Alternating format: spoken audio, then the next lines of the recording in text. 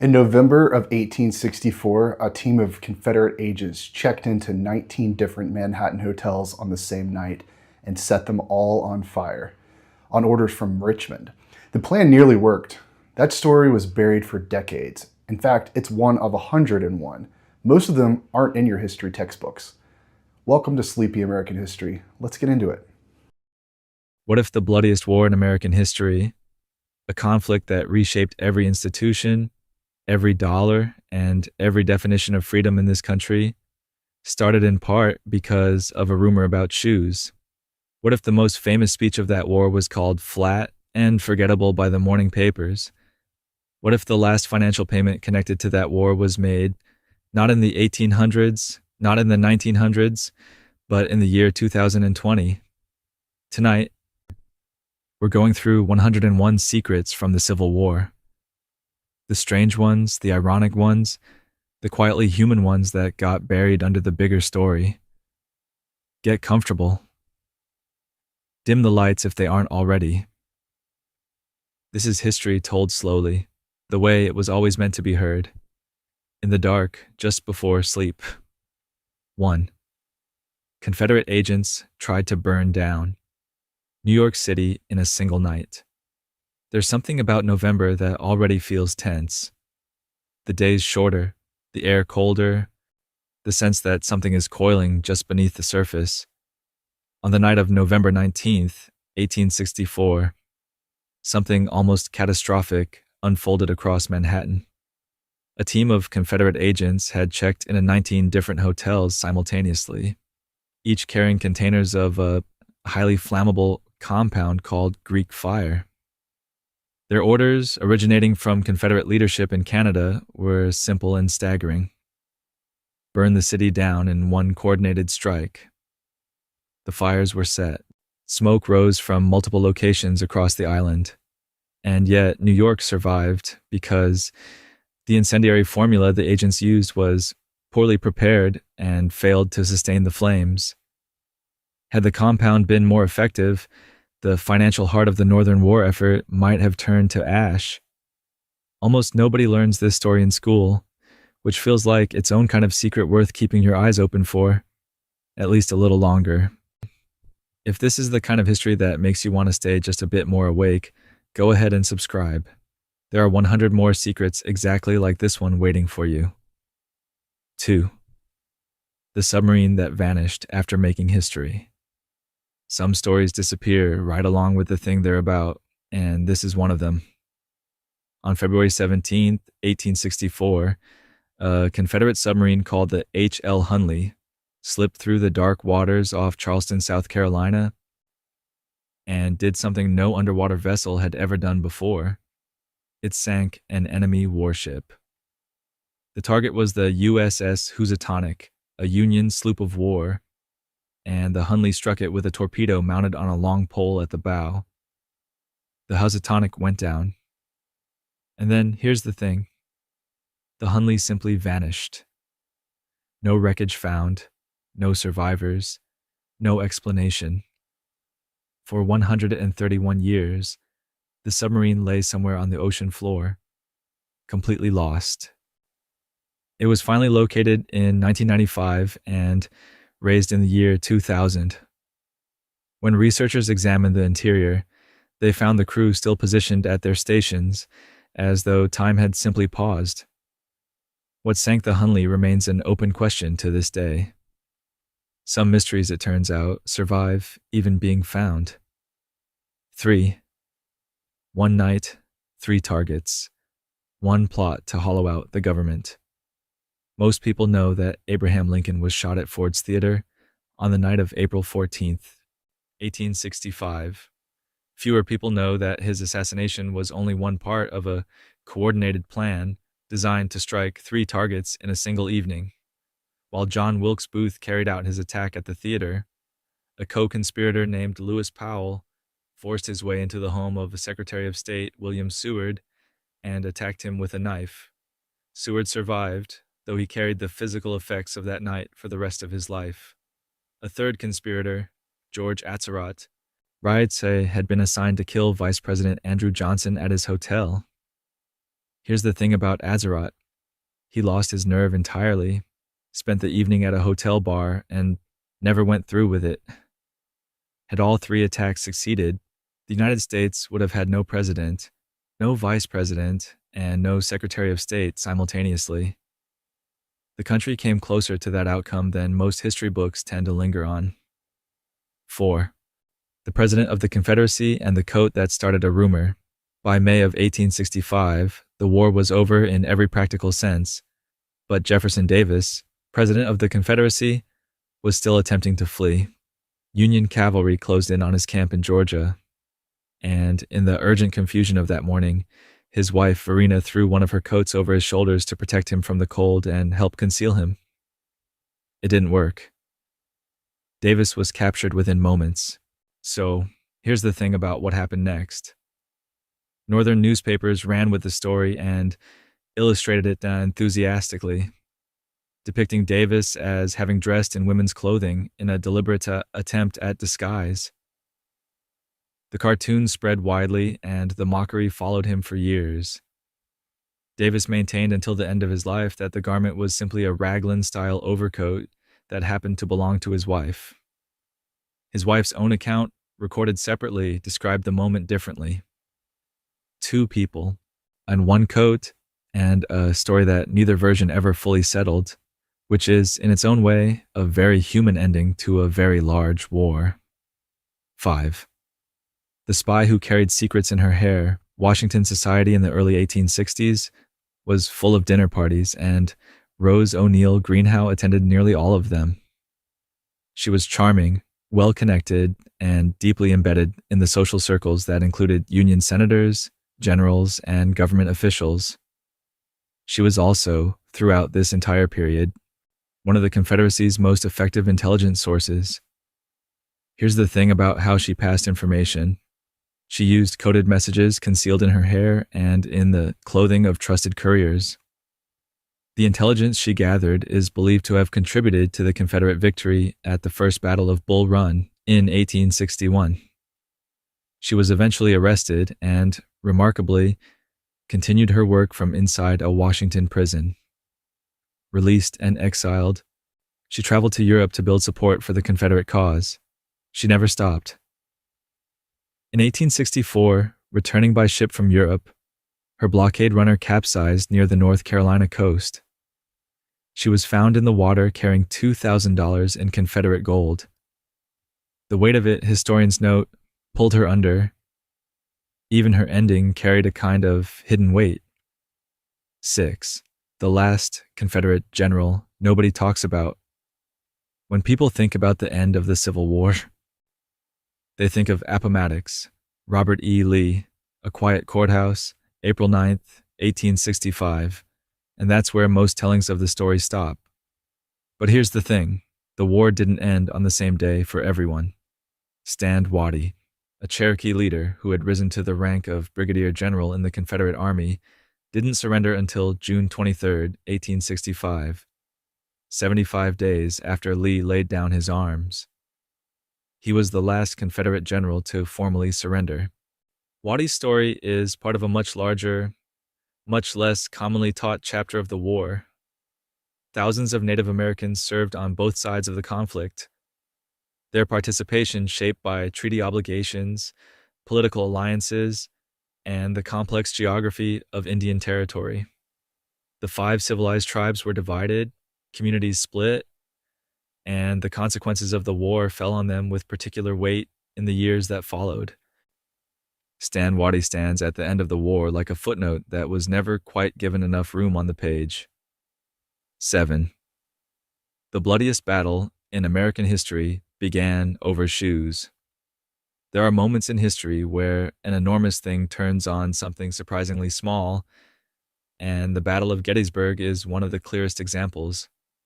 In the summer of 1863, Confederate soldiers in General A.P. Hill's corps were in poor condition, undersupplied, worn down, and in many cases marching without adequate footwear. Word reached them that the town of Gettysburg, Pennsylvania, might have a supply of shoes. That was enough. On July 1st, 1863, Confederate forces moved toward the town to investigate the rumor. They encountered Union cavalry. Within hours, reinforcements were pouring in from both sides. Within 2 days, 165,000 soldiers were engaged across the surrounding fields and ridgelines. By the time it ended, roughly 51,000 men had been killed, wounded, or gone missing, making Gettysburg the single bloodiest battle ever fought on American soil. Here's the thing about that. None of it was planned in advance. The largest battle of the Civil War assembled itself around a rumor about footwear, almost by accident. 8. One day that surpassed every other day of loss. September 17th, 1862, began before dawn along Antietam Creek in western Maryland. By the time darkness fell, 22,717 American soldiers had been killed, wounded, or reported missing, all in the span of a single day. No day in any American war, before or since, has produced a casualty count like that one. To put it alongside something more familiar, the Allied landings at Normandy on D-Day in 1944 resulted in roughly 10,000 casualties. The fighting at Iwo Jima across the entire 5-week battle produced comparable numbers. Antietam produced its toll between sunrise and sunset on one September afternoon. Here's the thing that makes it even harder to absorb. The battle ended without a decisive result. Neither side destroyed the other. Lee's army withdrew across the Potomac the following night, battered but intact. The Union held the field, and the most costly day in American military history concluded with the war still very much ongoing. Some days in history carry more weight than their hours should allow. 9. 21 men crossed into Vermont from Canada. For most of the war, Vermonters watched the conflict from a comfortable distance, geographically speaking at least. The fighting was far to the south, and the Canadian border to the north was quiet. Then, on the morning of October 19, 1864, 21 Confederate soldiers crossed that border and rode into the small town of St. Albans, Vermont. They robbed 3 banks in rapid succession, taking roughly $200,000, then attempted to set fire to buildings before retreating back across the Canadian border. It was the northernmost land raid of the entire Civil War. The men were briefly apprehended by Canadian authorities, but here's the thing. They were released. Canadian courts ruled that the raid had been a legitimate act of war rather than common robbery. The episode nearly caused a serious diplomatic crisis between the United States and Britain, which still governed Canada at the time. The money was largely recovered. The soldiers were never tried. And St. Albans holds the quiet distinction of being the only town in New England where the Civil War physically arrived. 10. One night on the Combahee River. On the night of June 2nd, 1863, Harriet Tubman did something that no woman in American military history had done before or has done since. She guided Colonel James Montgomery and 150 black Union soldiers up the Combahee River in South Carolina in a coordinated military operation. Tubman had spent weeks gathering intelligence from local contacts, mapping Confederate positions and the locations of underwater torpedoes along the river. The raid moved swiftly. Confederate infrastructure along the river was destroyed, and 727 enslaved people were brought to freedom in a single night, the largest single liberation action of the entire war. Here's the thing about how Tubman is sometimes described in relation to this event. History textbooks were slow to frame her role accurately. She didn't assist the raid, she planned it. The intelligence work, the route, the timing, all of it came from her preparation. Decades later, historians in the government formally recognized her military service and the singular nature of what she accomplished on that river in the dark before most of the country was even awake. 11. The army that watched the war from the sky. Imagine standing in a field in Virginia in 1861, looking up and seeing a large silk balloon drifting overhead, connected to the ground by a thin cable, with a man inside transmitting military intelligence in real time via telegraph. This was not a dream. This was Thaddeus Lowe's U.S. Army Balloon Corps, the first aerial reconnaissance program in American military history. Lowe and his team operated from 1861 to 1863, ascending to altitudes above 1,000 feet and reporting Confederate troop movements to Union commanders on the ground below. President Lincoln personally observed a demonstration and authorized the program. Here's the thing about how the Confederacy responded. They sent sharpshooters specifically tasked with shooting the balloons down. They also attempted to build their own observation balloons using silk dress fabric when military supplies proved unavailable. The Balloon Corps was eventually disbanded due to bureaucratic disputes rather than enemy action. But for 2 years, the sky above the Virginia battlefields was occupied, and the future of military surveillance had already begun its long ascent. 12. The night the wounded glowed blue. After the Battle of Shiloh, in April of 1862, thousands of soldiers lay in muddy fields through a cold, wet night, waiting for medical care that was slow to arrive. Some of those soldiers noticed something that seemed impossible: a faint blue-green light emanating from their own wounds. Officers who heard about it dismissed the reports. The soldiers who experienced it remembered it for the rest of their lives. Here's the thing that took more than a century to explain. In 2001, 2 high school students researching this phenomenon for a science fair identified the likely cause. The cold, wet soil of the battlefield contained a bioluminescent bacterium called Photohabdus luminescens. Under the right conditions, this organism glows, and it also happens to produce natural antibiotic compounds. Soldiers whose wounds contained this bacterium were, by some accounts, more likely to survive. The phenomenon came to be called Angel's Glow. A battlefield full of suffering produced, entirely by accident, something that looked almost like comfort. Small lights in the dark, doing quiet, unintentional good. 13. A perfect plan that succeeded too well. By the summer of 1864, the siege of Petersburg, Virginia, had settled into a grinding stalemate. A regiment of Pennsylvania coal miners had an idea.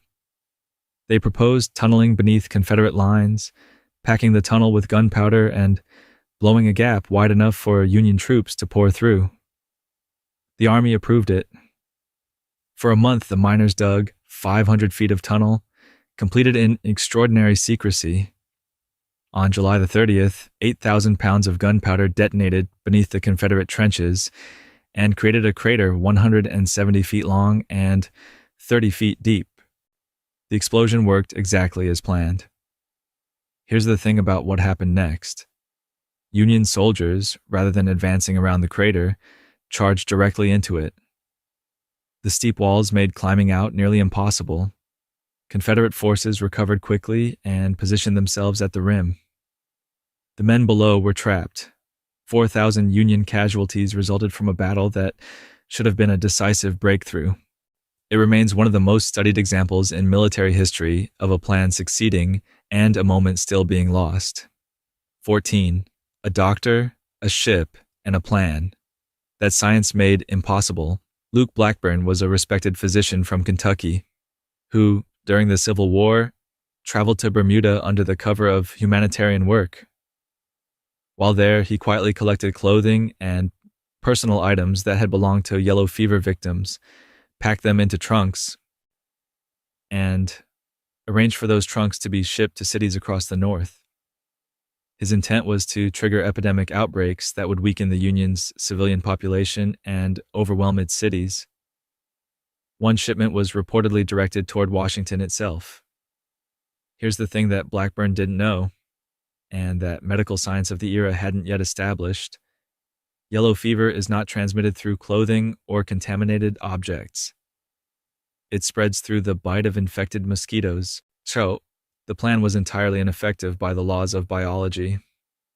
Blackburn was later arrested and tried, but was acquitted in Canadian courts. He eventually returned to Kentucky, where he later served as governor. The intent behind his wartime actions was documented, investigated, and remembered, even as the scientific reality made the outcome far less dire than he had planned. 15. The war that swallowed. Every other war or numbers have a way of becoming abstract when they get large enough. So consider this one slowly. Historians estimate that between 620,000 and 850,000 soldiers died in the Civil War from battle, disease, and the hardships of camp life over 4 years of conflict. For most of the 20th century, that single war's death toll exceeded the combined military deaths of every other American conflict up to that point. The Revolutionary War, the War of 1812, the Mexican-American War, the Spanish-American War, both World Wars, Korea, and Vietnam, added together. One war, 4 years. More American lives than all the others combined. Here's the thing that makes that number feel different when you sit with it. These were not foreign wars fought on distant soil. This was Americans fighting Americans on American ground, in American towns. The Civil War didn't happen somewhere else. It happened here, in fields that still exist, along rivers that still run, in places that still carry the weight of those 4 years in ways that haven't entirely faded. 20 chapters feels like a long way, but you've only come 15. Take a slow breath. Let your shoulders drop. The history isn't going anywhere, and neither are you. Just settle in a little more, and we'll keep going gently from here. 16. The tax that forgot to leave Congress has passed many laws described as temporary. Here's the thing about the word temporary in legislative history. It rarely means what it sounds like. In 1861, facing the staggering cost of mobilizing an army from nearly nothing, Congress passed the Revenue Act, which created the first federal income tax in American history. The rate was 3% on annual incomes above $800. Lawmakers were clear. This was a wartime measure, a financial emergency tool that would expire when the emergency ended. The war ended in 1865. The income tax was repealed in 1872. But the concept had been introduced, the infrastructure had been built, and the appetite for federal revenue had grown. The 16th Amendment, ratified in 1913, made the federal income tax a permanent feature of American life. The tax that Congress created to fight the Civil War became, in a different form, one of the most enduring institutions of the modern American government. Temporary. It turned out was always a relative term. Some wartime measures simply stay for dinner and never quite leave. 17. The name that came from a clerical error. Hiram Ulysses Grant was born in Point Pleasant, Ohio in 1822. He grew up as Hiram, went by his middle name Ulysses among family and friends, and was perfectly accustomed to his initials spelling H-U-G, which is, for a future military commander, a somewhat disarming set of letters.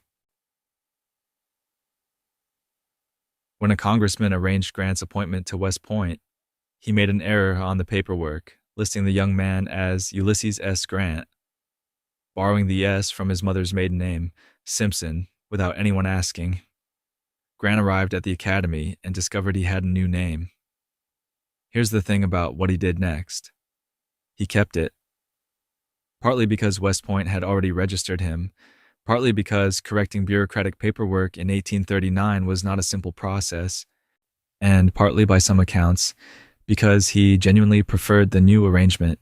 The S officially stands for nothing. It never did. But Ulysses S. Grant went on to command the Union Army, win the Civil War, and serve 2 terms as president, all under a name that began with someone else's mistake. 18. The general who was shot by his own side. Thomas Jonathan Jackson had earned the nickname Stonewall at the First Battle of Bull Run, and by the spring of 1863, he was considered one of the most brilliant military minds in the Confederacy. On the evening of May 2nd, returning from a reconnaissance mission in the gathering dark near Chancellorsville, Virginia, his party was mistaken for advancing Union cavalry by Confederate sentries. Shots were fired before anyone could call out a correction. Jackson was struck 3 times. His left arm was amputated the following day. Robert E. Lee, upon hearing the news, reportedly said that Jackson had lost his left arm, but that he himself had lost his right. Jackson developed pneumonia in the days that followed and died on May 10, 1863.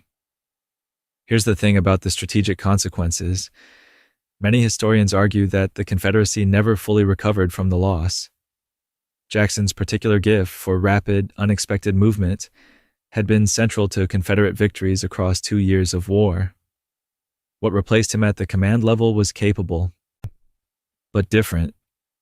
And the difference, some argue, showed most clearly 2 months later at a small Pennsylvania town called Gettysburg. 19. The youngest sergeant in U.S. Army history, Johnny Clem, was 9 years old when he first tried to enlist. The Army said no, which was a reasonable response to a 9-year-old presenting himself at a recruiting office. Clem was not discouraged.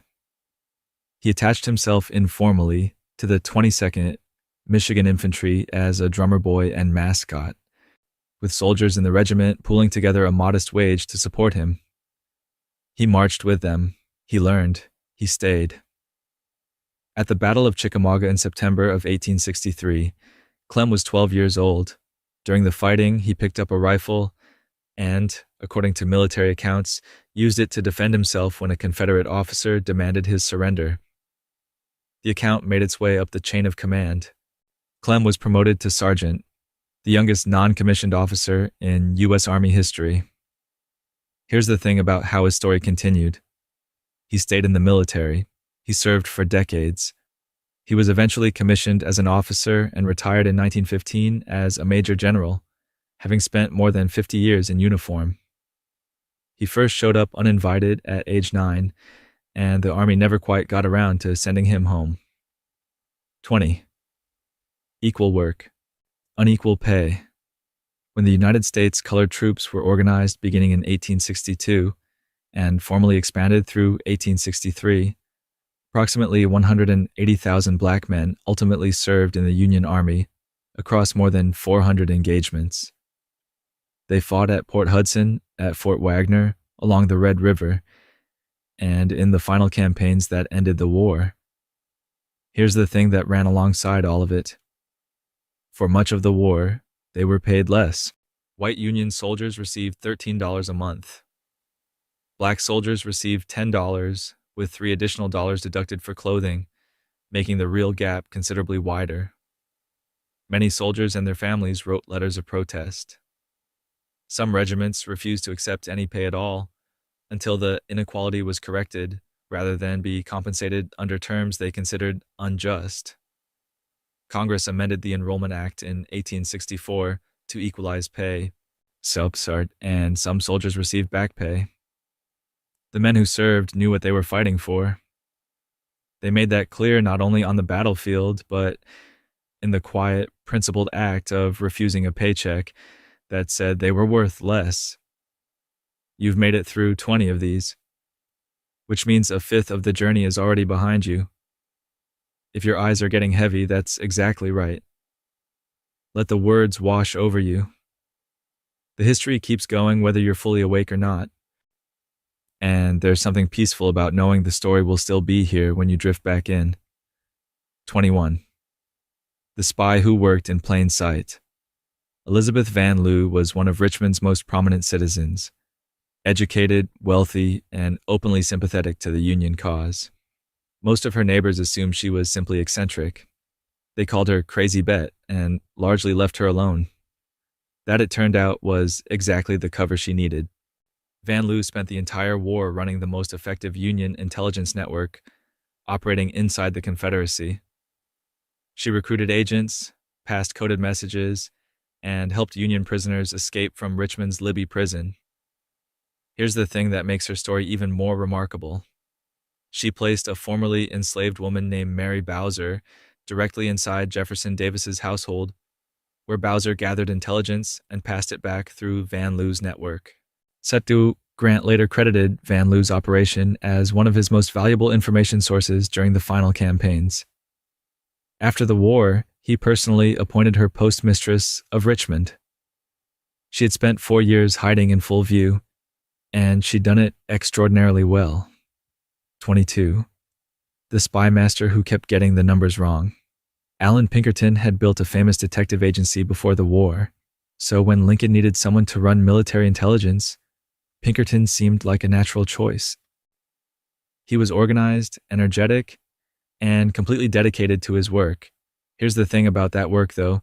He was consistently, significantly wrong about Confederate troop strength. Pinkerton's reports repeatedly estimated Confederate forces at roughly double their actual numbers. General George McClellan, who commanded the Army of the Potomac, relied heavily on those reports. When Pinkerton told him the enemy was too strong to engage, McClellan believed it.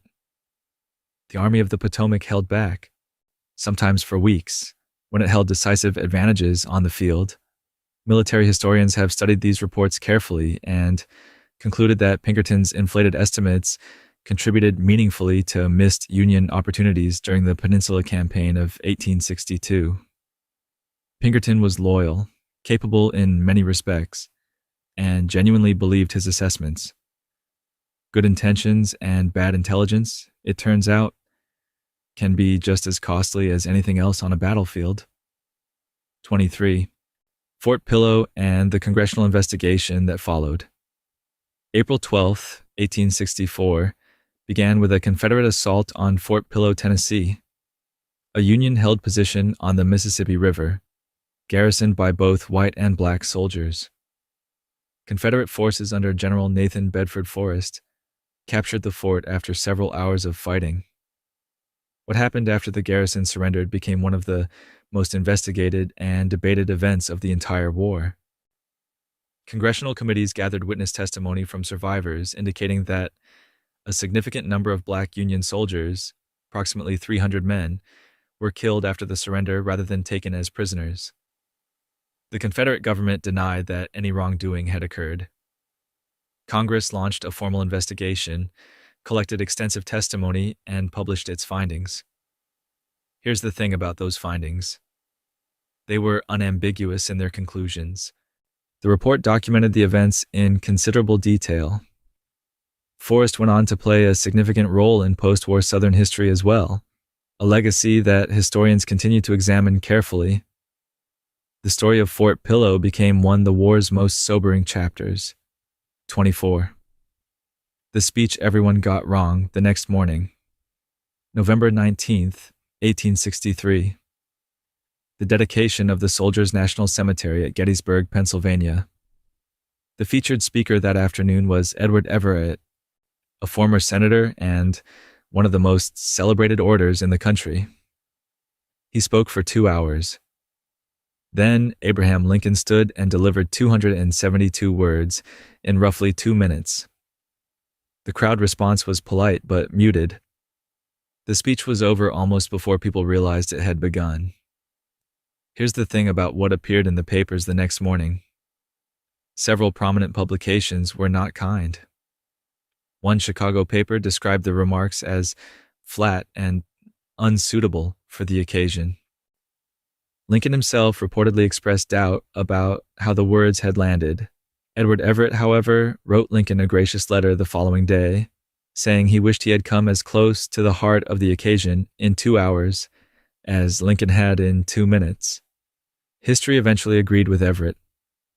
The speech the press dismissed is now carved in stone in Washington. 25. The $300 question.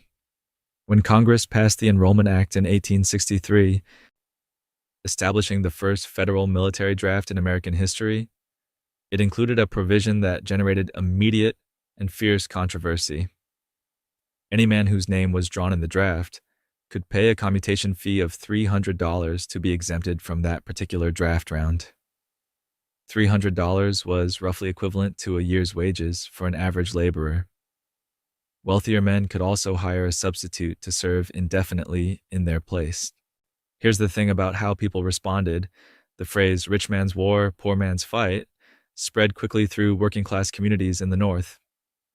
In New York City, that anger boiled over in July of 1863 into 4 days of serious civil unrest, the deadliest in American history, resulting in at least 119 deaths. The commutation provision was eventually repealed. The substitution system remained. The tension between shared sacrifice and unequal burden is one the Civil War never quite managed to resolve, and the draft riots are its most visible expression. 26. The general who said no twice. In April of 1861, as Virginia moved toward secession, Francis Preston Blair Sr. met with Robert E. Lee at Blair House in Washington, across the street from the White House. Blair, acting with Lincoln's knowledge, offered Lee field command of the Union Army then being organized. Lee was a decorated officer with decades of distinguished service, including a celebrated record in the Mexican-American War. He listened. He declined. Lee then went to see General-in-Chief Winfield Scott and submitted his resignation from the U.S. Army. Here's the thing Lee said in a letter to his sister around that time. He described the decision as agonizing and said he could not bring himself to take up arms against his home state of Virginia, even though he personally opposed both secession and war. He accepted command of Virginia's military forces days later. The man Lincoln wanted to lead the Union Army spent the next 4 years leading the army against it. History has few cleaner examples of how deeply loyalty to place could cut, even against a person's stated beliefs. 27. Sherman's March and its contradictions. William Tecumseh Sherman is remembered for one of the most consequential military campaigns of the Civil War. His march to the sea through Georgia in the autumn of 1864. Sherman's strategy was deliberate. Destroy the Confederate infrastructure of roads, rail lines, and supplies to make continued resistance unsustainable. It worked. He accepted the largest Confederate surrender of any Union general. Here's the thing that history asks us to hold alongside that record. Sherman's personal views on race were complicated and, at times, hostile, despite his service to the Union cause. During the march, his army was followed by tens of thousands of formerly enslaved people seeking freedom. Sherman took steps to limit how many could follow his columns, citing supply concerns. A later policy called Special Field Orders Number R15, the source of the phrase 40 acres and a mule, was issued under Sherman's command but rescinded after the war. Sherman's campaign helped end the war. What he believed and how he acted was more complicated than the outcome suggests. 28. The afternoon that made wooden ships obsolete. On the morning of March 9th, 1862, 2 iron-hulled warships met in the waters of Hampton Roads, Virginia, and spent 4 hours trying to damage each other. Neither succeeded in sinking the other. The battle ended without a decisive result. By any ordinary measure, it was a tactical draw. Here's the thing about what it actually was. It was the end of the wooden warship as a serious instrument of naval warfare. The USS Monitor, a Union ironclad with a rotating gun turret, and the CSS Virginia, a Confederate ironclad rebuilt on the hull of a captured Union frigate, demonstrated that iron plating changed every calculation a navy had to make. Every major naval power in the world was watching. Britain, which had the largest fleet on Earth, began the process of converting its vessels within weeks. The ships of the line that had defined naval combat for centuries were suddenly museum pieces. 4 hours of inconclusive fighting rewrote every navy's future in an afternoon. 29. The army held in place by painted logs. During the Peninsula Campaign of 1862, Confederate General Joseph Johnston needed to buy time. His forces weren't strong enough to hold their positions at Centerville, Virginia, against the massive Union army gathering to the east. So his troops did something that, in retrospect, is either clever or almost absurdly simple.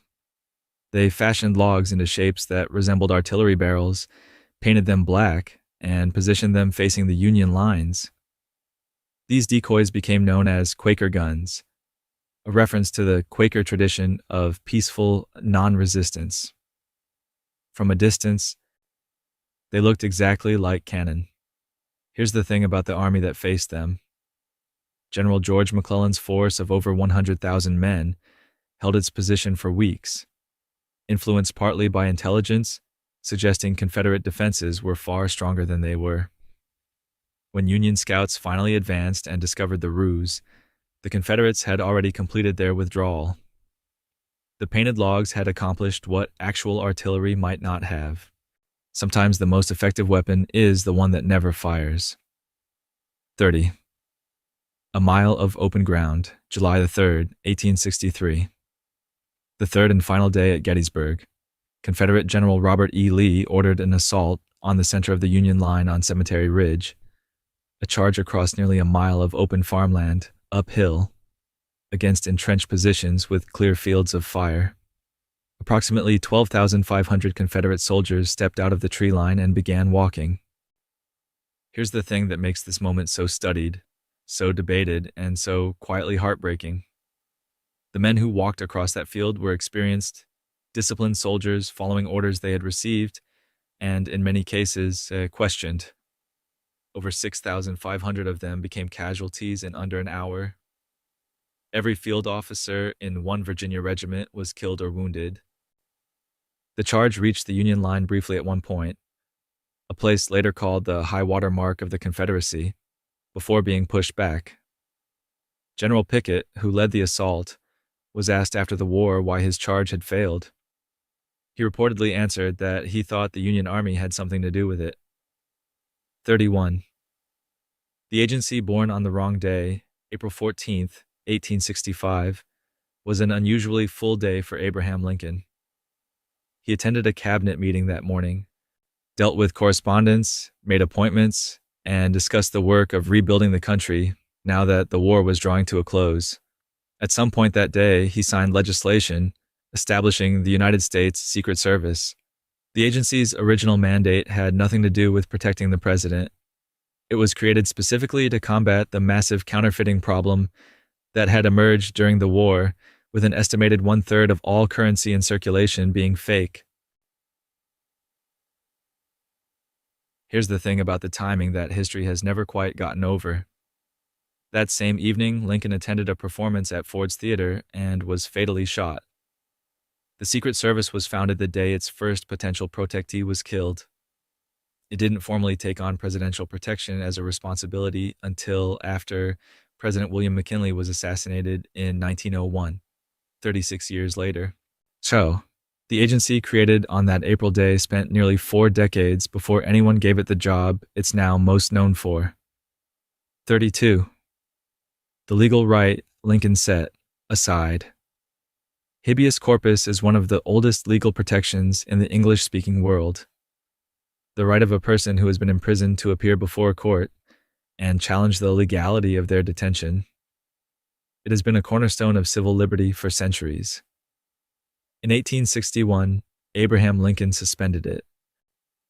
He authorized military commanders to arrest and hold civilians suspected of Confederate sympathies without formal charges or trial. Chief Justice Roger Taney issued a ruling declaring Lincoln's action unconstitutional and beyond the authority of the executive branch. Here's the thing Lincoln did with that ruling. He ignored it. He did not formally respond to it. He simply continued the policy. Over 14,000 civilians were imprisoned without trial during the war. Lincoln maintained that the emergency conditions of active rebellion left him no practical alternative. Legal scholars have debated his reasoning ever since. The tension between civil liberty and national security that Lincoln navigated in 1861 has never fully resolved itself, and his decisions remain among the most discussed of his presidency. 33. The teenage spy who became an actress. Belle Boyd was 17 years old in the summer of 1861 when a confrontation at her family's home in Martinsburg, Virginia, led to a shooting incident that was later ruled justified by Union investigators. Rather than stepping away from the conflict, Boyd moved toward it. She began collecting information from Union soldiers passing through the area and passing it along to Confederate commanders. She was, by any measure, bold. On one occasion, she reportedly ran across an open field under fire to deliver intelligence directly to Stonewall Jackson's advancing forces. She was arrested 6 times over the course of the war and imprisoned twice. Here's the thing about what happened after. She was eventually exiled to Europe, where she continued working on behalf of the Confederacy until the war ended. After the war, she built an entirely new career, touring the United States and Britain as a stage actress and lecturer, performing dramatic accounts of her wartime experiences. She was, in the end, a very good storyteller. She had the material for it. 34.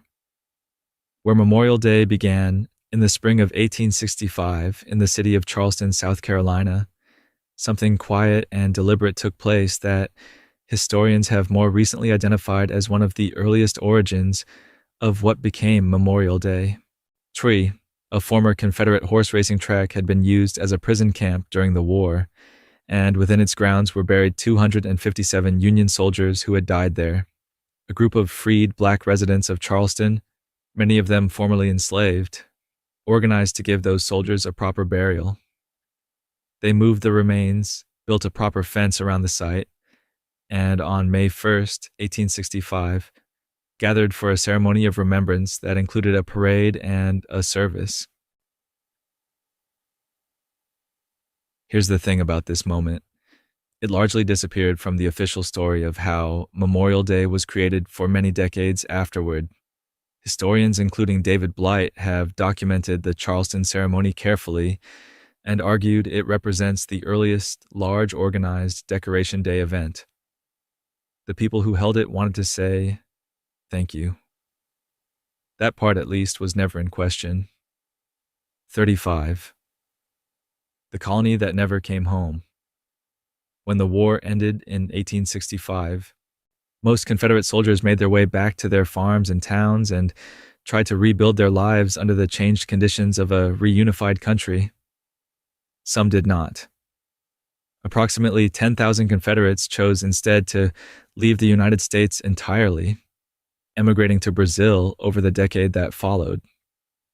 Brazil, at the time, still permitted slavery, a fact that was part of the appeal for those who refused to accept the outcome of the war. They settled in a region they named Americana, in the state of São Paulo, and built communities that maintained Southern American customs, food traditions, and cultural practices.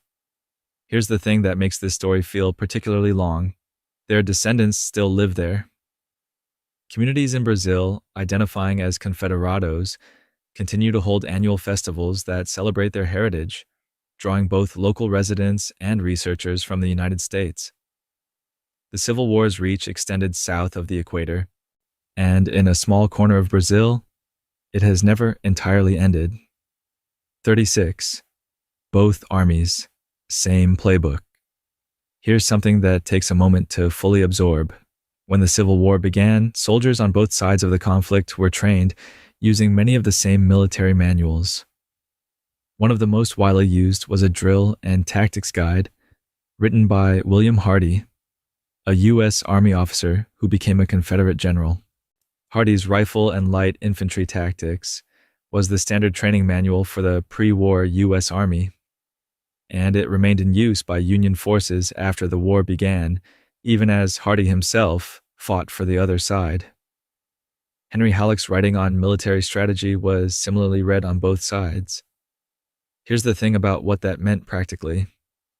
Officers who had trained together at West Point, who had studied the same texts and drilled on the same principles, were now applying that shared knowledge against each other. Many of them knew personally the men commanding the forces facing them. The Civil War was, among many other things, a war in which both sides frequently understood exactly what the other was likely to do next. 37. The Constitution that borrowed from itself. When Confederate leaders drafted their new Constitution in 1861, they didn't start from scratch. The Confederate Constitution was modeled closely on the U.S. Constitution, borrowing its structure, much of its language, and large portions of its text, almost word for word. But the changes were deliberate and revealing. The Confederate Constitution explicitly named and protected slavery throughout its text. It gave the president a line-item veto over spending bills. It limited the president to a single term of 6 years. It prohibited protective tariffs that favored domestic industry. Here's the thing that historians find particularly worth noting. The Confederate government, which was founded on the principle of strong states' rights and resistance to centralized federal power, rapidly became quite centralized itself as the practical demands of fighting a major war made decentralization impossible. Confederate governors clashed repeatedly with the Richmond government over control of troops and resources. The document they wrote to limit central authority couldn't prevent them from needing it. That particular gap between political philosophy and wartime reality followed the Confederacy throughout its existence. 38. The prison that became a warning camp. Sumter, located near Andersonville, Georgia, operated for only 14 months. In that time, it held approximately 45,000 Union prisoners under conditions that became among the most documented humanitarian disasters of the Civil War era. At its most crowded point, 33,000 men were confined in a space originally intended for 10,000. Shelter, clean water, and adequate food were chronically insufficient. 13,000 men died there from disease, malnutrition, and exposure. Here's the thing about what happened after the war. The camp's commander, Captain Henry Wirtz, was tried before a military tribunal and executed in November of 1865. The only Confederate official put to death for war crimes following the conflict. His trial was contested at the time and has been debated by historians since, with questions about individual versus systemic responsibility. The site of Andersonville is now a National Historic Site and a National Prisoner of War Museum. It was preserved not as a celebration of anything, but as a place that should not be forgotten. 39. Paper money and the war. That made it before the Civil War, the United States did not have a single national currency. Money was issued by hundreds of individual state-chartered banks, backed in theory by gold reserves, and varying wildly in value and reliability depending on which bank had printed it. The system worked imperfectly in peacetime. When the war began and expenses immediately overwhelmed available gold reserves, it collapsed. In 1862, Congress passed the Legal Tender Act, authorizing the Treasury to issue paper currency backed not by gold, but by the credit of the federal government. These notes were printed with green ink on the back and quickly became known as greenbacks. Here's the thing about how people felt about them. Skepticism was widespread and reasonable. Paper money with no metal backing was genuinely new and genuinely uncertain. The greenback lost value, recovered, chart, and created decades of monetary and political conflict that echoed through the rest of the 19th century. The currency in your pocket today descends in a direct institutional line from an emergency decision made in the middle of a war. 40. The bullet that traveled the wrong way. Chancellorsville, Virginia, May of 1863. In the chaos of a major battle, Corporal James C. Parrott of the 7th West Virginia Infantry was struck by a bullet that entered through his forehead. By any reasonable expectation, this should have been immediately fatal. Instead, the bullet traveled along the inside of his skull and came to rest in the back of his neck, where surgeons were eventually able to locate and remove it. Here's the thing about what happened after. Parrott survived. He recovered, returned to his life, and lived for another 47 years, dying in 1910. He kept the bullet. At veterans' reunions in the years that followed, he was known to show it to people, a small piece of metal that had taken a remarkable path through a remarkable life. His case was documented by military surgeons and entered the historical record of Civil War medicine. The war produced a great many extraordinary medical cases, partly because the scale of the conflict gave surgeons more experience more quickly than any previous war in American history had. 41. The 20 hours at the bloody angle. There are battles within battles, so smaller, more concentrated struggles that somehow contain the whole weight of a war in a very small space. The bloody angle at Spotsylvania Courthouse on May 12, 1864, was one of those. Union and Confederate soldiers fought across a log breastwork, a low defensive wall, for nearly 20 consecutive hours, through rain and darkness, at extremely close range. The fighting was sustained and exhausting in a way that left witnesses struggling to describe it afterward. So, here's the thing that gives a sense of its intensity. Rifle fire was so continuous that oak trees several feet in diameter were eventually cut down entirely by bullets alone. Not artillery, just rifle fire. The trees fell from accumulated damage. Military historians consider the bloody angle one of the most sustained, close-quarters engagements in modern warfare. By morning, both sides had spent themselves. The log wall remained. The trees did not. 42. Chailloux, the president who wasn't on the ballot. Abraham Lincoln won the presidency in November of 1860, but the map of that election looks like almost nothing in American political history before or since. 10 southern states refused to place Lincoln's name on their ballots at all. Voters in those states simply had no option to choose him, and yet Lincoln won. He carried enough northern states to secure a majority in the Electoral College without receiving a single southern electoral vote, and with less than 40% of the national popular vote. Here's the thing about what that result communicated to Southern political leaders. It told them loudly that the North had enough population and enough electoral weight to elect a president entirely without them. The feeling that the South had become structurally outvoted within the federal system was one of the driving forces behind the secession movement that followed. Lincoln's victory didn't cause the war, but the arithmetic of it convinced many that the war was coming regardless. 43. The medal she never gave back. Dr. Mary Edwards Walker spent the Civil War doing something the Army had no official category for, serving as a surgeon near the front lines, treating wounded soldiers under conditions that were dangerous and logistically chaotic. She was captured by Confederate forces in 1864, held as a prisoner of war, and eventually exchanged for a Confederate officer. One of the few times a woman was treated as a military equal in that particular grim transaction.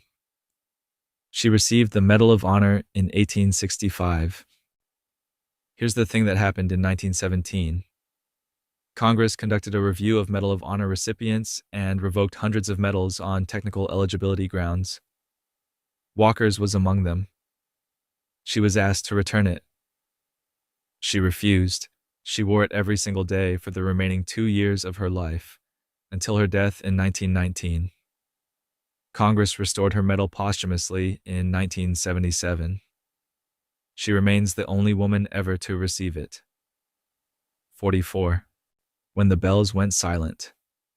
By the final years of the war, the Confederacy was running critically short of metal, the raw material that cannons, ammunition, and rail infrastructure all required. Foundries that had once processed raw iron were stretched well beyond their capacity. Here's the thing about where some of the material eventually came from. Church bells. Throughout the South, bells were melted down and contributed to the Confederate war effort. Some communities offered their bells willingly as an act of wartime sacrifice. Others had them taken through impressment, a formal Confederate policy allowing military officials to seize private property in exchange for certificates of compensation. The sound of a church bell on a Sunday morning was, in some southern towns, simply gone by 1864. Melted. reformed into something the war needed more than the congregation did. There's something quietly striking about that exchange. The instrument made to call people together, remade into something designed to keep them apart. 45. The woman with the apartment full of supplies. Clara Barton was working as a clerk at the U.S. Patent Office in Washington when the war began. She watched wounded soldiers arrive in the capital with almost nothing to support them. Inadequate bandages, insufficient food, no organized system of care.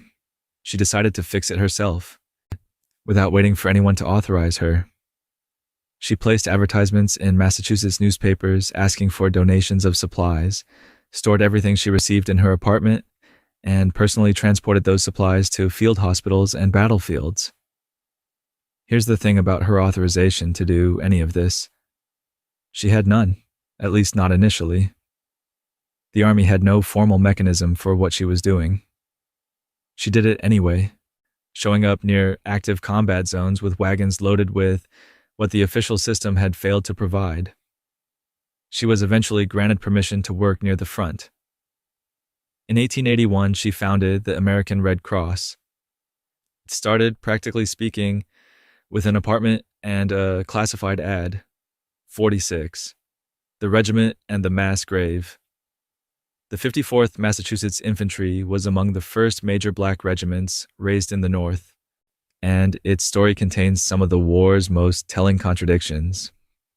On July the 18th, 1863, Colonel Robert Gould Shaw led approximately 600 men of the 54th in a frontal assault on Fort Wagner, a Confederate fortification on the South Carolina coast. Shaw and around 272 of his men were killed. Confederate commanders buried Shaw in a mass grave alongside his soldiers, a gesture intended to humiliate Shaw on the assumption that being buried with black soldiers was degrading to a white officer. Here's the thing about how Shaw's family responded when informed. They declined to have his body moved. His father wrote that he could not conceive of a better burial place or better company. The grave remained.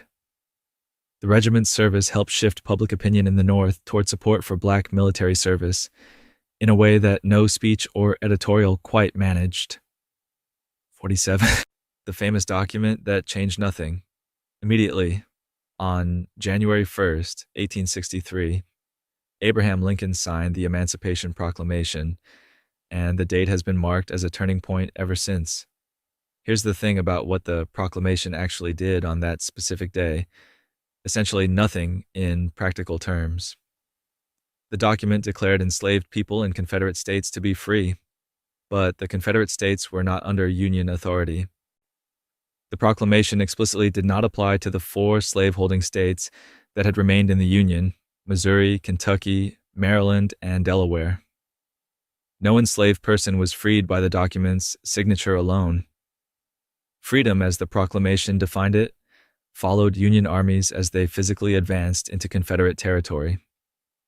The proclamation was a war measure and a political statement, both at once. It transformed the stated meaning of the war in ways that mattered enormously. It just didn't do so in the way the simple version of the story sometimes suggests.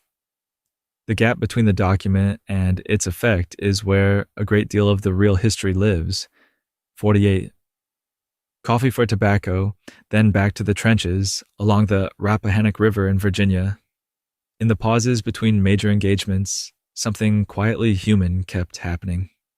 Confederate soldiers had access to tobacco grown throughout the South. Some Union soldiers had coffee, supplied through a northern industrial network the Confederacy couldn't match. Both sides wanted what the other had, so they traded. Soldiers would call out across the river, negotiate informal terms, float small rafts or boats with their goods, and exchange them without anyone firing a shot. It happened at Fredericksburg. It happened at other river crossings throughout the war. Officers on both sides officially prohibited it. And here's the thing. It kept happening anyway. The men doing the trading would, when the next engagement came, take their positions and resume the business of the war. The same soldiers who had exchanged coffee and tobacco in the morning might be shooting at each other by afternoon.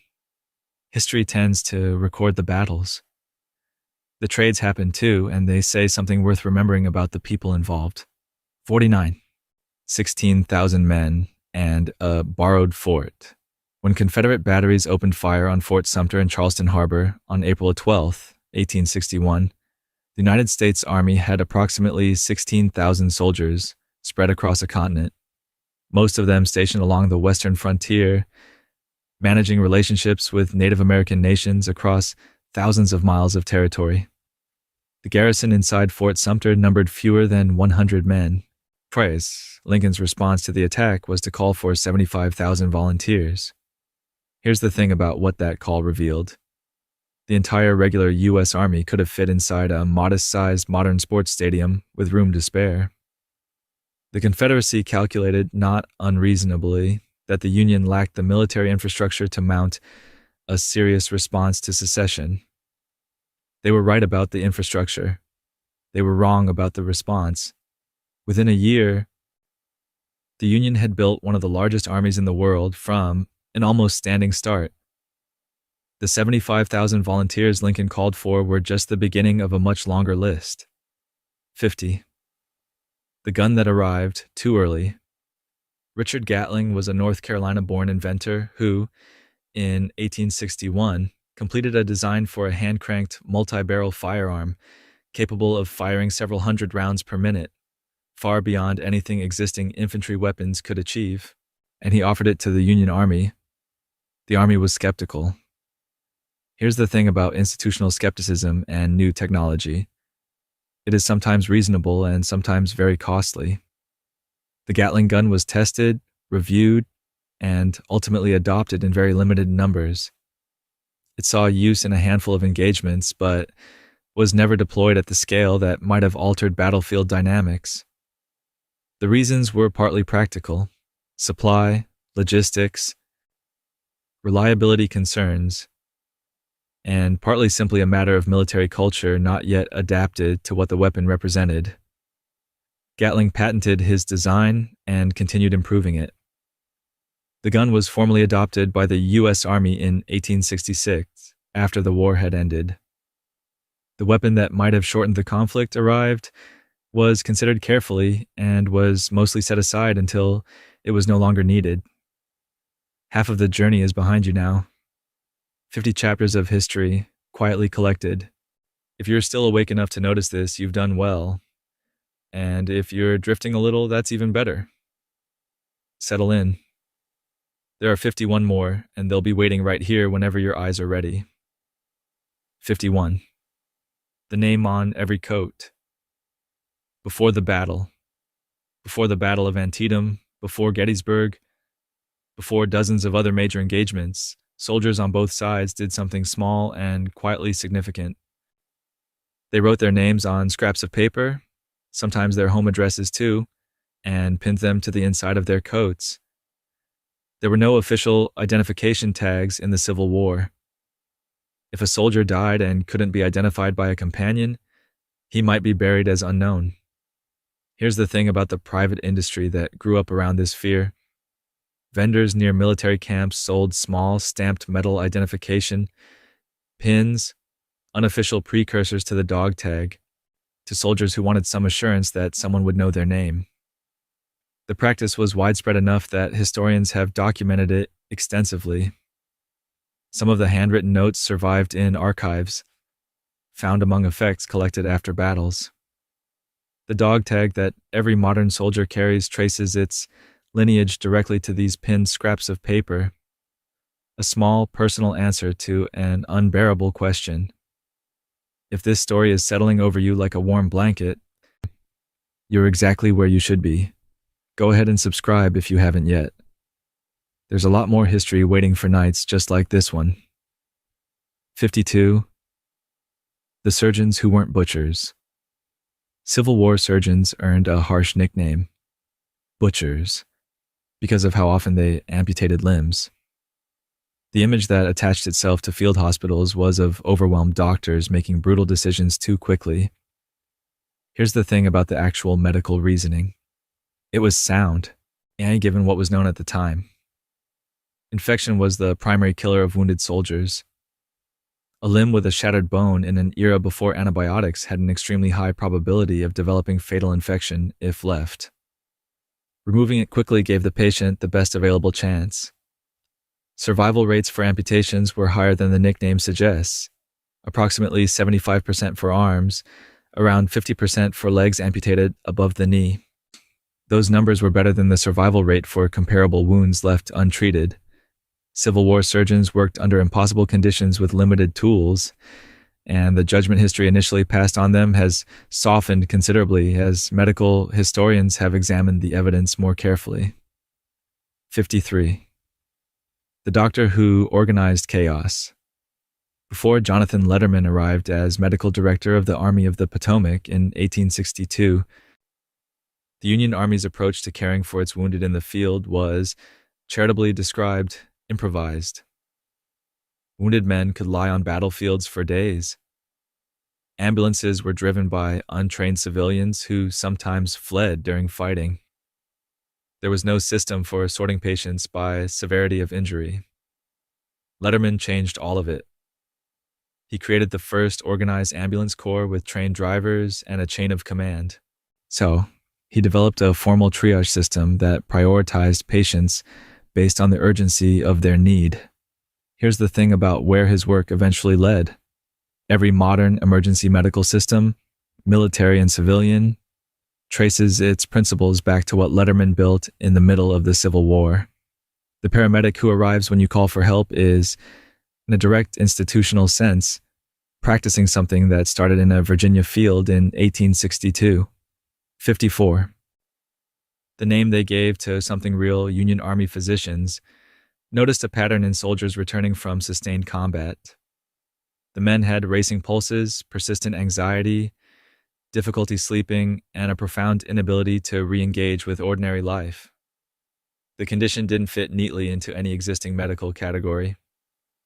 Doctors called it soldier's heart, or sometimes nostalgia, reaching for a word that acknowledged something had changed in these men without being able to fully define what. Here's the thing about how it was treated. Options were limited. Rest, reassignment, discharge, and in some cases, simply sending men home were the primary responses. The underlying condition wasn't formally recognized as a psychiatric disorder until decades after the Vietnam War, when it was classified as post-traumatic stress disorder in 1980. The name changed, the treatments improved substantially, but the experience the Civil War doctors were observing and struggling to name, that particular weight carried home from combat, was entirely real, and the men who carried it knew it, even when the medicine didn't. 55. The 400 who kept their secret.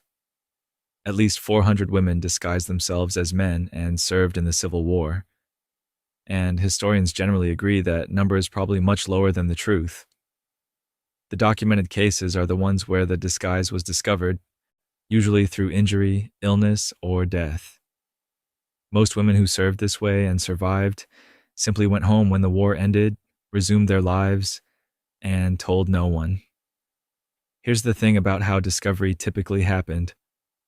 A soldier wounded in battle might be identified as a woman during medical treatment. A soldier who died might be identified in the same way. Some gave birth while in camp, which ended the disguise abruptly. A small number were discovered through routine inspection. Most were quietly discharged without formal charges. The actual number of women who served without ever being discovered is, by definition, impossible to know. They're not in the records because the records never caught up with them. Their service happened. It just happened invisibly, which was the entire point. 56. The president who once poured drinks, professionally. Before Abraham Lincoln was a lawyer, before he was a state legislator, and long before anyone thought of him as presidential material, he co-owned a general store and tavern in New Salem, Illinois. The establishment was called Berry and Lincoln, named for his business partner William Berry. It was licensed to sell liquor, and Lincoln served as one of the proprietors. Here's the thing about how the venture ended. It failed. Barry had a habit of drinking what the store was supposed to sell, and the finances collapsed. So, Lincoln referred to the resulting debt as the national debt, a phrase that carried more irony than he probably intended given where his life was heading. He spent years paying it off, methodically, out of his earnings as a lawyer. The image of Lincoln as a self-made man climbing steadily upward is accurate in the large arc, but the tavern chapter is a reminder that the climb included some significant stumbles along the way. 57. 4 years that built a government. The United States entered the Civil War in 1861 with a relatively limited federal government. No national currency, no income tax, no military draft, no organized federal intelligence service, and no formal system of federal paper currency. By 1865, all of those things existed. Here's the thing about the pace of that transformation. It happened in 4 years, under the pressure of a war that demanded institutional answers to problems the existing framework had no mechanism to address. The income tax, the draft, the greenback, the Secret Service, and the Bureau of Military Information all emerged from that same compressed window. Political scientists and historians sometimes describe the Civil War as the moment when the United States government became recognizably modern, when federal authority expanded in ways that permanently altered the relationship between Washington and the rest of the country. The government that emerged from 1865 was structurally different from the one that entered 1861 in ways that have never fully reversed. 58. The general who taught himself, Nathan Bedford Forrest, enlisted in the Confederate Army in 1861 as a private. He had no formal military training, no West Point education, and no prior commissioned service. He had made his living before the war as a businessman and slave trader in Memphis, Tennessee. Here's the thing about what happened next. Forrest rose to the rank of lieutenant general, making him the only person on either side of the conflict to begin the war as a private and reach that rank. Military historians have studied his cavalry tactics for generations, particularly his instinct for speed, deception, and striking at supply lines rather than engaging in direct confrontation when avoidable. His wartime record is taught in military academies for its tactical ingenuity. His post-war history, including his role in founding the Ku Klux Klan, is documented and examined as part of the full accounting of who he was. Both parts of his story exist, and both are part of the historical record. 59. What the Cornerstone speech actually said. When Confederate Vice President Alexander Stephens delivered a speech in Savannah, Georgia, in March of 1861, he addressed directly the question of what the Confederacy stood for and why it differed from the United States. He described slavery as the cornerstone of the Confederate government. He stated explicitly that the Confederacy's foundations were built on truths that the Founding Fathers had considered wrong, but which Confederate leaders believed were correct. Here's the thing about why this speech matters historically. It removes ambiguity from debates about Confederate motivation that sometimes arise in discussions of the war's causes. Stephens was the second highest official in the Confederate government, speaking publicly in the Confederacy's first weeks of existence about what it was founded to preserve. The speech was transcribed and published at the time. It is a primary source document available to anyone who looks for it. The historical record on this point is not particularly complicated. Stephens made his government's position clear, in his own words, in March of 1861. 60. The first draft, that included compensation. Before the Emancipation Proclamation reached its final form, Abraham Lincoln spent considerable time exploring a different approach. His early proposals for ending slavery included gradual emancipation, paired with financial compensation to slave owners, including those in the border states that had remained in the Union. Lincoln argued that compensating owners and ending slavery slowly over decades would ultimately cost less in total than continuing the war. He presented versions of this plan to border state representatives in Congress multiple times. Here's the thing. They rejected it each time.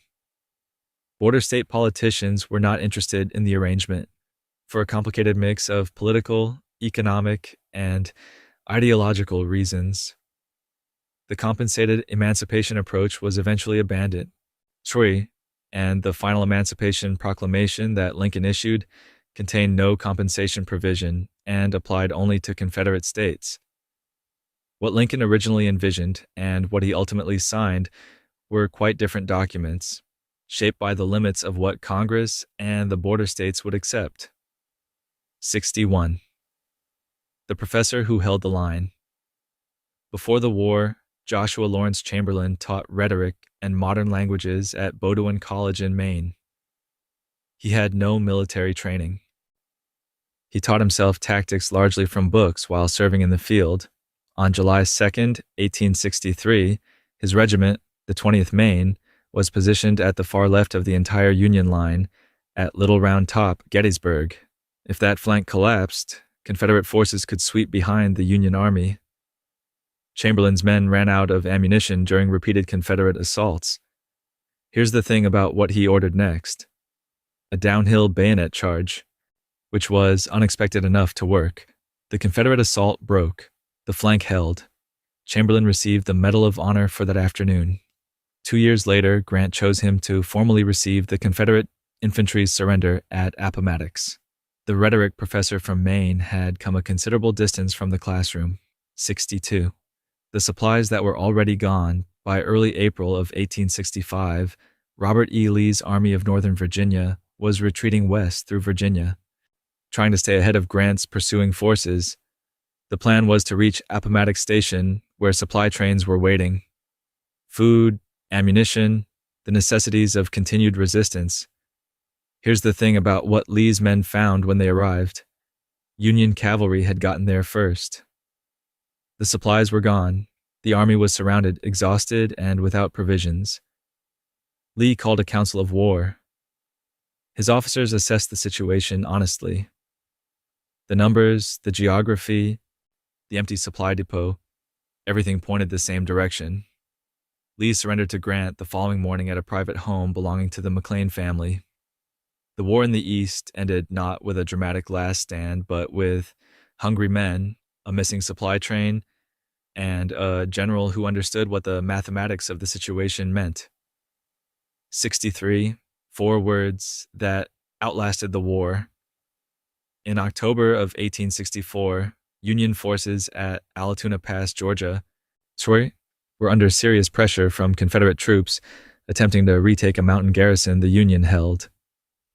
General William Sherman, positioned miles away, sent a signal message by flag relay across the distance between them.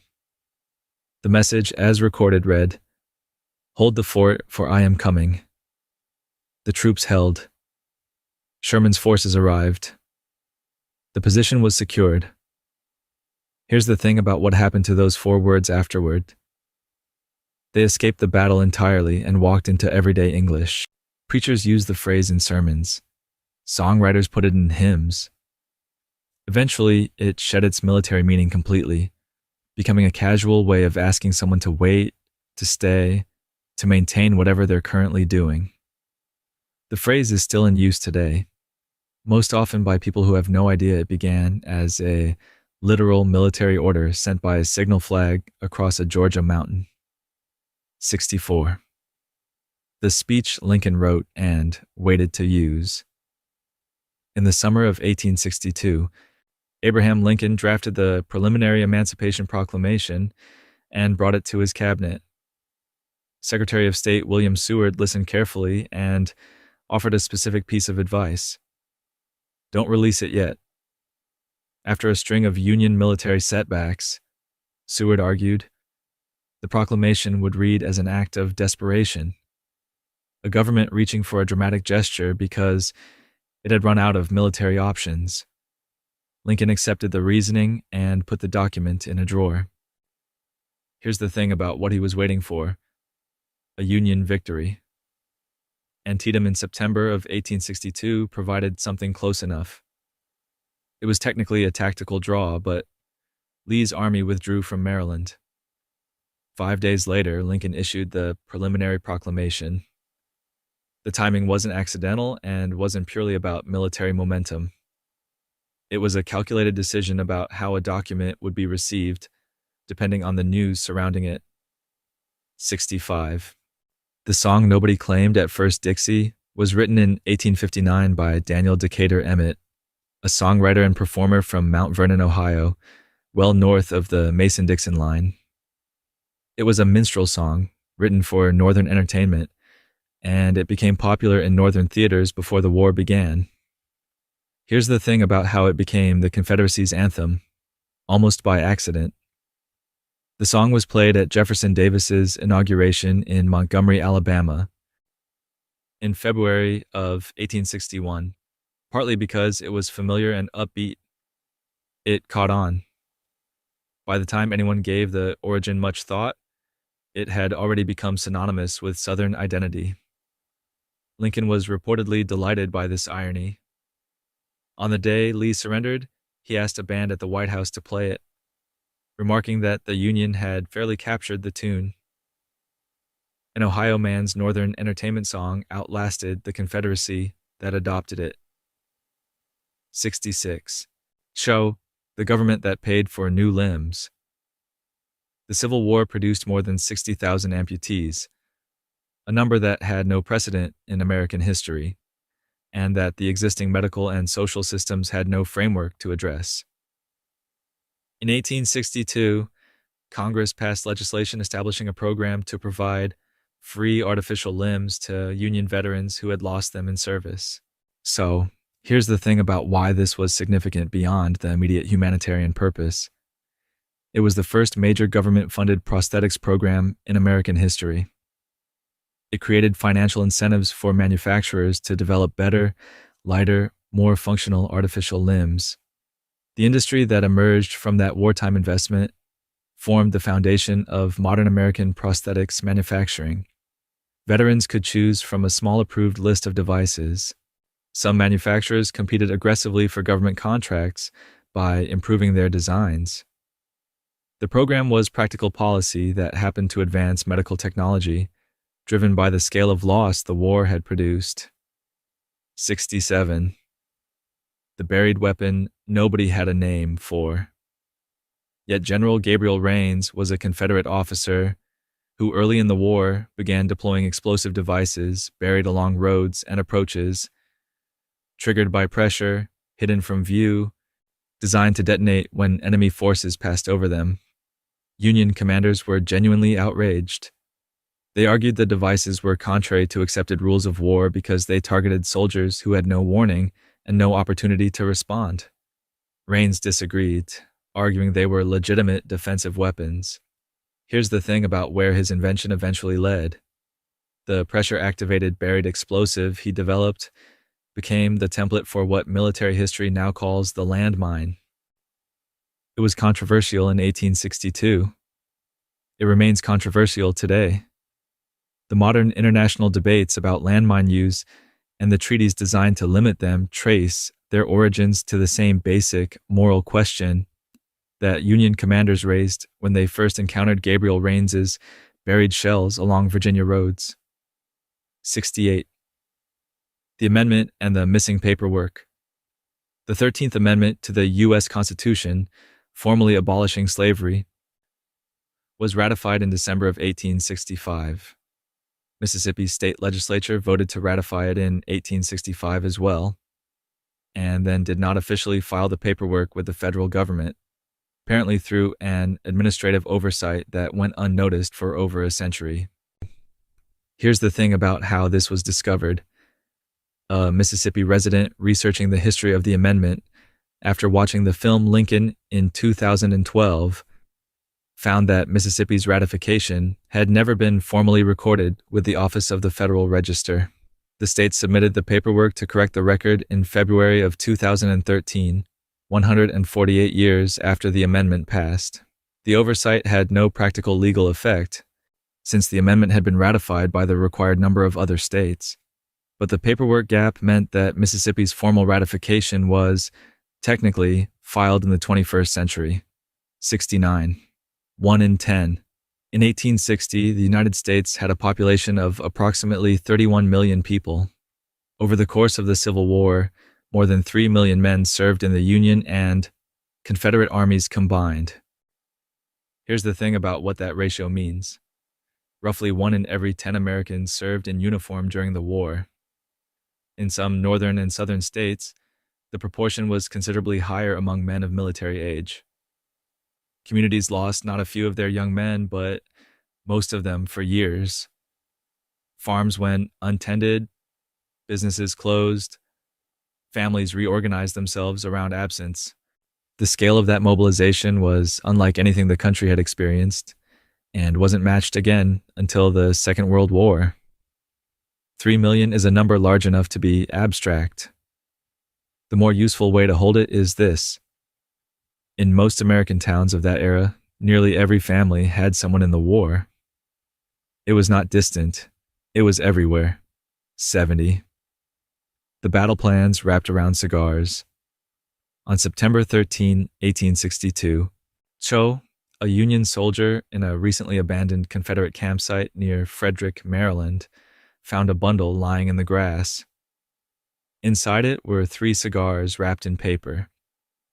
The paper, when examined, turned out to be a copy of Robert E. Lee's Special Orders No. 191, his complete operational plan for the Maryland campaign, detailing the positions and movements of every Confederate force in the state. Union General George McClellan received the document within hours. He described it as a rare stroke of luck. Here's the thing about what happened next. McClellan waited approximately 18 hours before acting on the intelligence. The delay gave Lee time to learn his plans had been compromised and begin adjusting his dispositions. The subsequent battle was Antietam. What the loss order ultimately produced was the bloodiest single day in American military history, rather than the decisive Union victory the intelligence might have enabled. 70 chapters now. The night has gotten quieter around you, hasn't it? If your thoughts are moving more slowly, if the words are washing over you more than through you, that's the whole idea. Rest easy.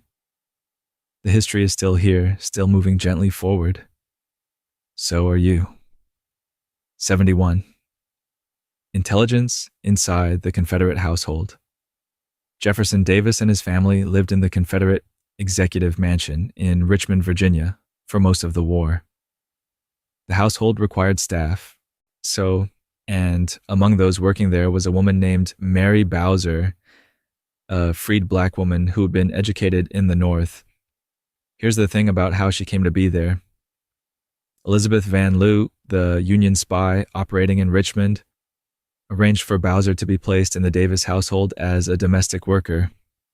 Bowser reportedly had an exceptional memory and was able to pass information about what she observed, documents, conversations, visitors, back through Van Lew's network to Union intelligence. The full extent of Bowser's contribution is difficult to document precisely, since intelligence operations are not designed to leave thorough records. What is documented is her placement and her connection to Van Lew's network. Her role was recognized formally by the U.S. Army Intelligence Hall of Fame in 1995. 72. 50,000 children. Both the Union and Confederate armies had official minimum age requirements for enlisted service. Both also had an enormous number of soldiers who were younger than those requirements allowed. Estimates suggest that approximately 50,000 soldiers who served in the Civil War were under the age of 18, some as young as 12. Recruiters frequently looked past obvious youth when enlistment numbers needed filling. Boys lied about their age with some regularity. Some enlisted with the written consent of a parent. Here's the thing about the roles they filled. While many younger soldiers served as drummers or in support capacities, documented cases exist of underage soldiers in direct combat roles. The youngest confirmed combatant in the war was 12 years old. These were children navigating an adult catastrophe with whatever resources they had. The records that survive from their service are often fragmentary because the systems that created those records weren't designed with them in mind.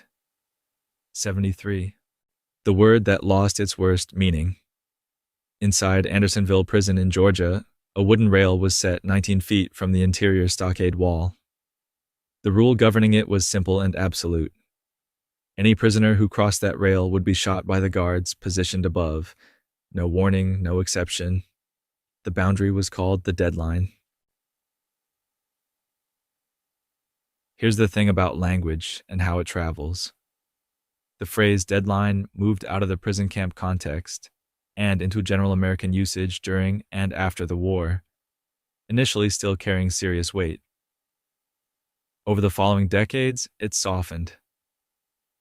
By the early 20th century, newspapers were using it to describe the latest time a story could be submitted for publication.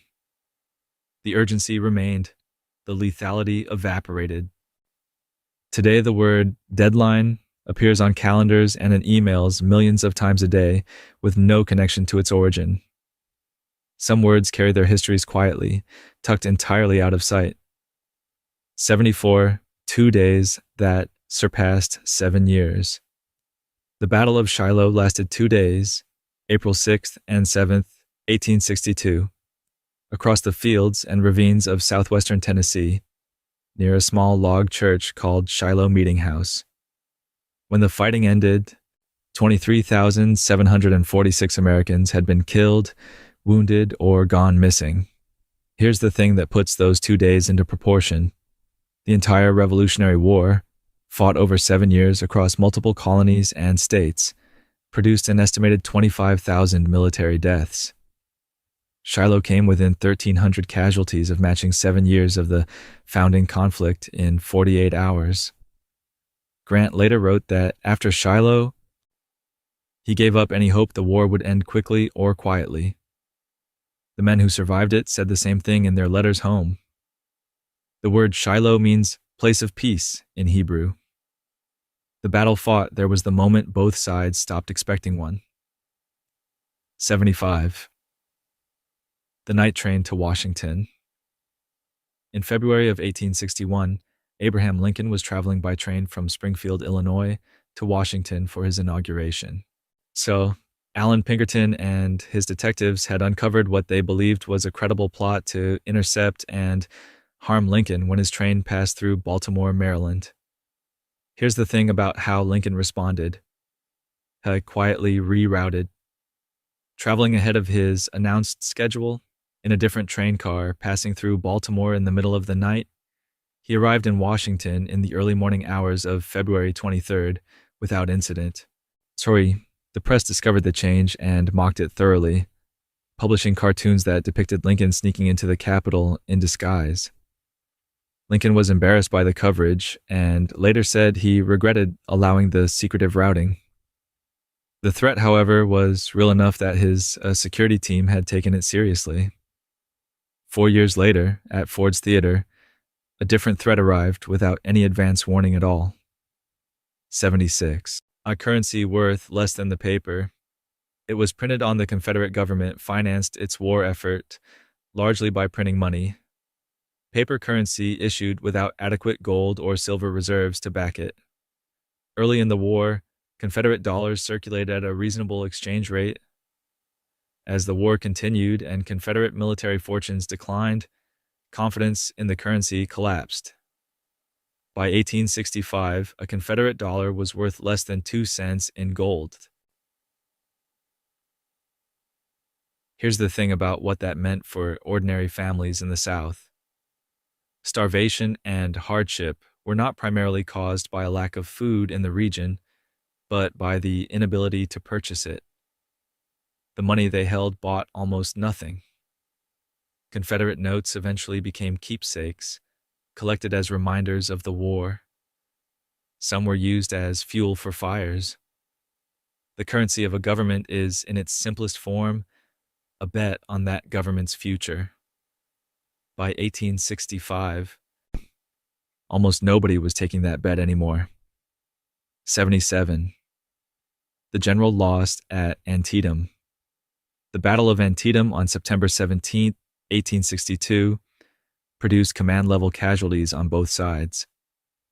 Among the Union losses was General Israel Richardson, one of the more capable division commanders in the Army of the Potomac.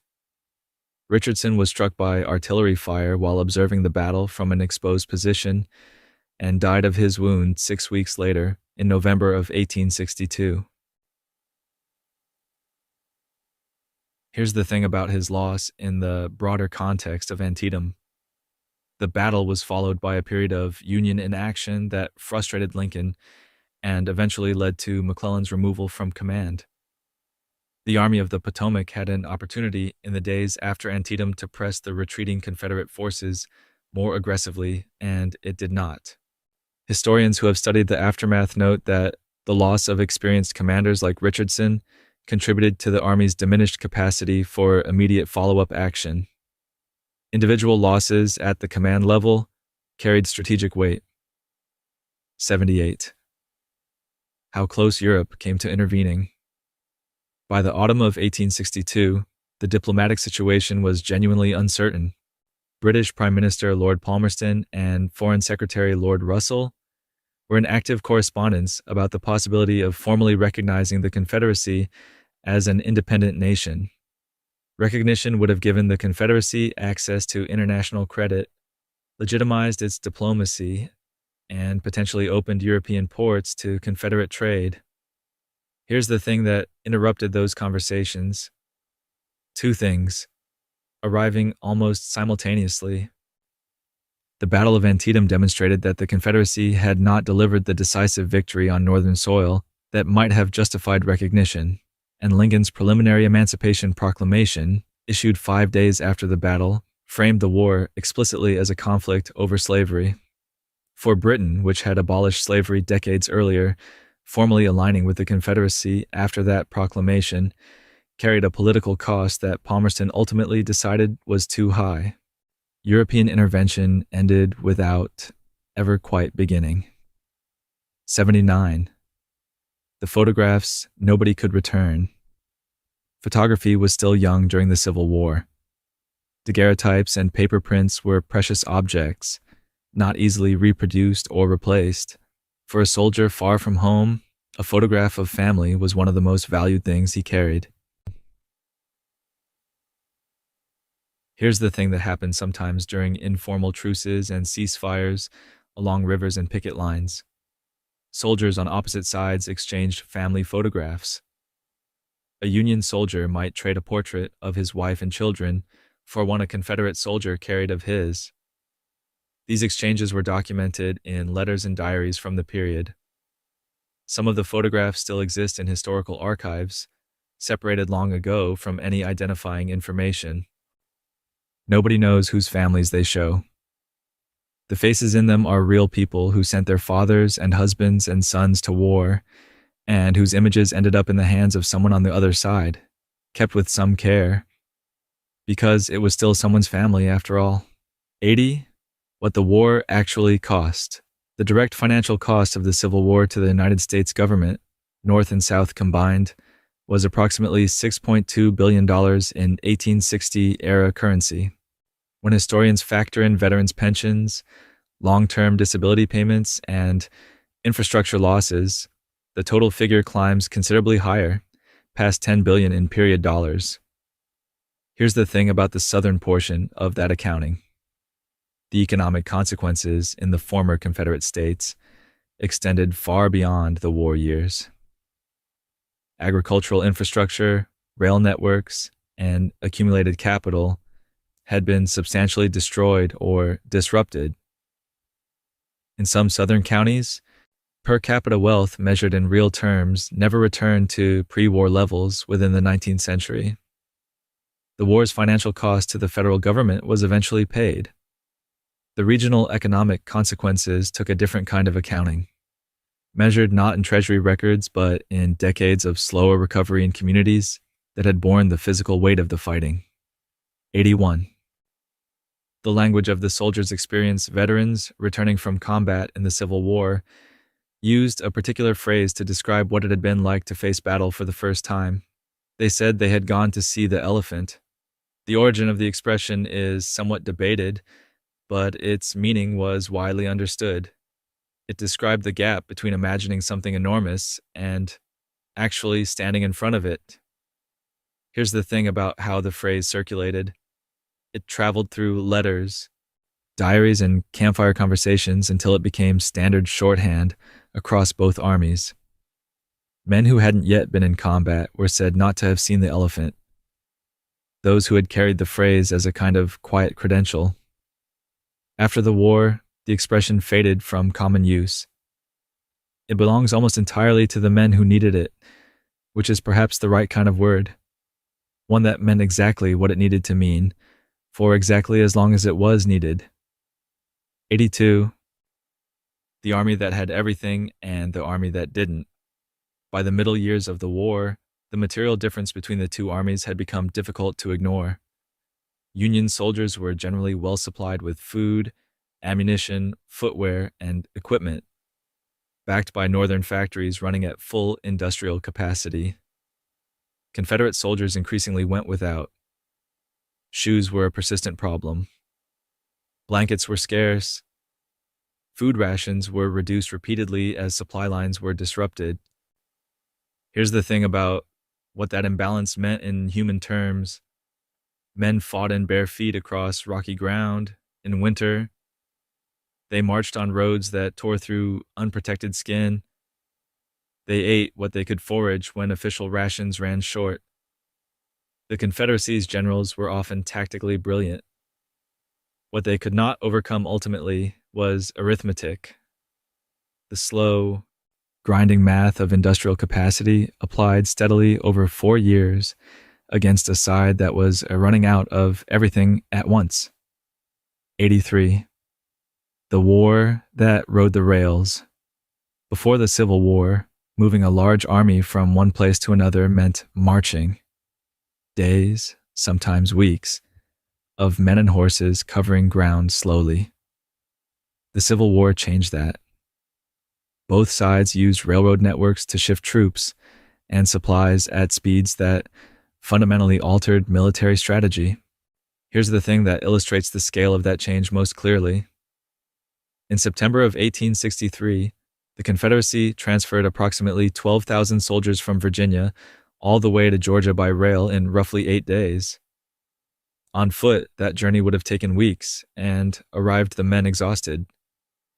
By train, they arrived ready to fight. Control of rail junctions and lines became a primary military objective throughout the war. Sherman's campaign through Georgia was partly a campaign against Confederate rail infrastructure. The lesson the Civil War taught about railroads and military logistics shaped how every major army in the world planned for war in the decades that followed. 84. The ones who left and came back, under different names. Desertion was a genuine challenge for both armies throughout the war. Estimates suggest approximately 200,000 Union soldiers deserted at some point during the conflict, along with roughly 100,000 Confederates. Most were never formally prosecuted. Here's the thing about a particular pattern that emerged. Some soldiers deserted, traveled to a different district or state, and re-enlisted under a different name, collecting a signing bonus in the process. This happened often enough that it became a recognized problem for military administrators. The Union executed 141 men for desertion over the course of the war, a number that, measured against the estimated total, suggests most deserters faced no formal consequences at all. The reasons men left were as varied as the men themselves: exhaustion, family crisis, fear, illness. The war was long, and 4 years is a long time to hold any line. 85. The town that carried the weight. After 3 days of fighting in early July of 1863, the town of Gettysburg, Pennsylvania, was left holding something it had no preparation for. The pre-war population was approximately 2,400 people. The battle left behind roughly 22,000 wounded soldiers who needed care, plus thousands of horses and the physical aftermath of the largest engagement ever fought on American soil. Here's the thing about the smell. Witnesses recorded that it was detectable from miles away for weeks in the July heat. Civilians organized themselves to help with burial and care under conditions that had no precedent in their experience. The formal cemetery on the grounds wasn't dedicated until November, 4 months after the battle. Gettysburg residents lived inside the aftermath of that July for the rest of that year, and in many ways, for the rest of their lives. Some towns become part of history whether they choose to or not. 86. The leader caught between his own principles. Jefferson Davis spent the war in a structural tension that had no clean resolution. The Confederacy was founded on the principle of strong states' rights, the idea that individual states held ultimate authority over their own affairs. But fighting a modern industrial war against the Union required exactly the kind of centralized federal coordination that the Confederacy's founding philosophy opposed. Here's the thing about how that played out practically. Confederate governors frequently refused to send troops or supplies across state lines, prioritizing their own state's defense over coordinated Confederate strategy. Davis clashed repeatedly with governors and generals about authority and resources.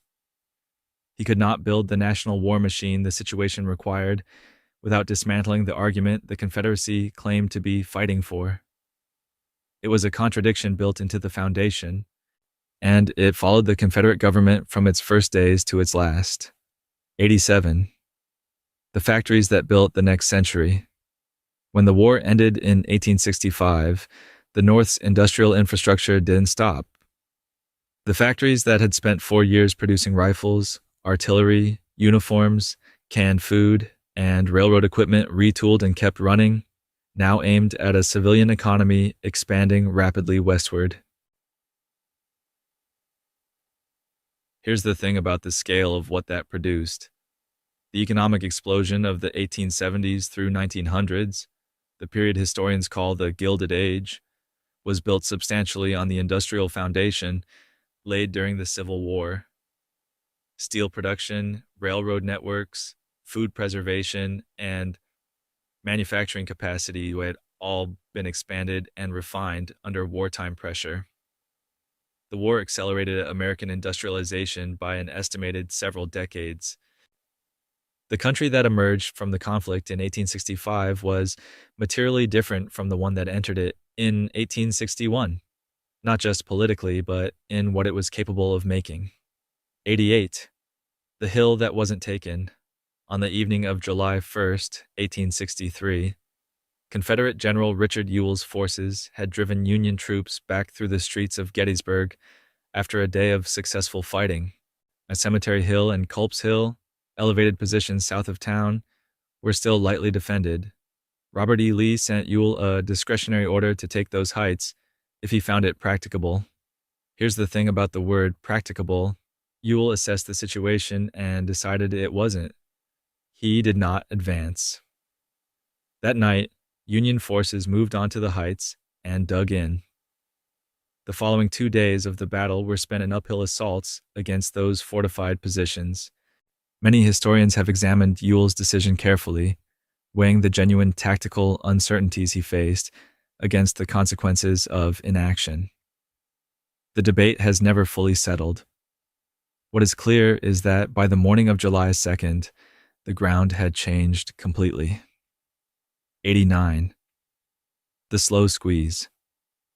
When Lincoln declared a naval blockade of Confederate ports in April of 1861, the initial reaction from some observers was skepticism.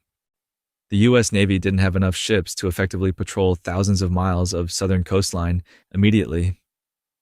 Blockade runners of fast, shallow draft vessels slipped through regularly in the early years. Here's the thing about how the blockade worked over time. It tightened. Every year, more Union ships were added. Blockade running became progressively more dangerous and less profitable. By 1864, the Confederacy was importing less than a third of what it had before the war. Coffee, medicine, manufactured goods, and war materials that could only come from abroad became increasingly scarce. The blockade didn't win the war by itself, but it methodically removed the Confederacy's ability to replace what the fighting consumed until the shortages became part of the fighting itself. 90. The rail line that would not bend back. As William Sherman's army moved through Georgia and then the Carolinas, his soldiers developed a systematic method for destroying Confederate railroad infrastructure. They tore up rails, built large fires with the wooden ties, heated the rails until they were pliable, and then bent them around nearby trees in long curves. Here's the thing about why that last step mattered. A straight rail can be reused. A rail twisted around a tree cannot be straightened without a steel mill. And the Confederacy had very few functioning steel mills by 1864. The soldiers called the results Sherman's neckties, or sometimes Jeff Davis bow ties. The twisted rails they left behind weren't just dramatic. They were permanent for all practical wartime purposes. The Confederate supply and communication network depended on those rail lines. When the rails became neckties, that network came apart, and the army at the end of it had no way to hold itself together. Divinies deschimpte permas, the ship that wouldn't stop.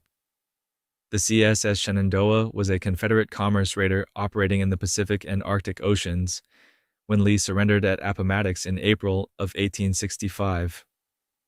Her captain, James Waddell, received reports of Confederate defeat, but initially doubted them and continued operations. Here's the thing about how long the Shenandoah kept going. She captured and destroyed Union whaling vessels in the Bering Sea well into June of 1865, months after the war had ended, because Waddell didn't accept the news as confirmed. In August, a British ship provided documentation, convincing enough that Waddell finally stood down. The Shenandoah sailed to Liverpool, England, and surrendered to British authorities on November 6, 1865, 7 months after Appomattox. She was the last Confederate military force to cease operations. The war ended at different times for different people, and for the crew of the Shenandoah, it ended in an English port far from home. 92. The rumor network with its own name. Information traveled in unpredictable ways during the Civil War. Official dispatches moved through formal military channels and took time. Unofficial news moved faster, through soldiers passing between units, through civilians near camps, through whispers that somehow crossed picket lines. Soldiers attributed this informal network to an imaginary telegraph line strung from grapevine, calling it the grapevine telegraph. Here's the thing about the phrase. It caught on immediately and traveled far beyond the camps where it was coined. Newspapers picked it up. Civilians used it. After the war, it settled into everyday American English as a way to describe hearing something through informal or unverified channels.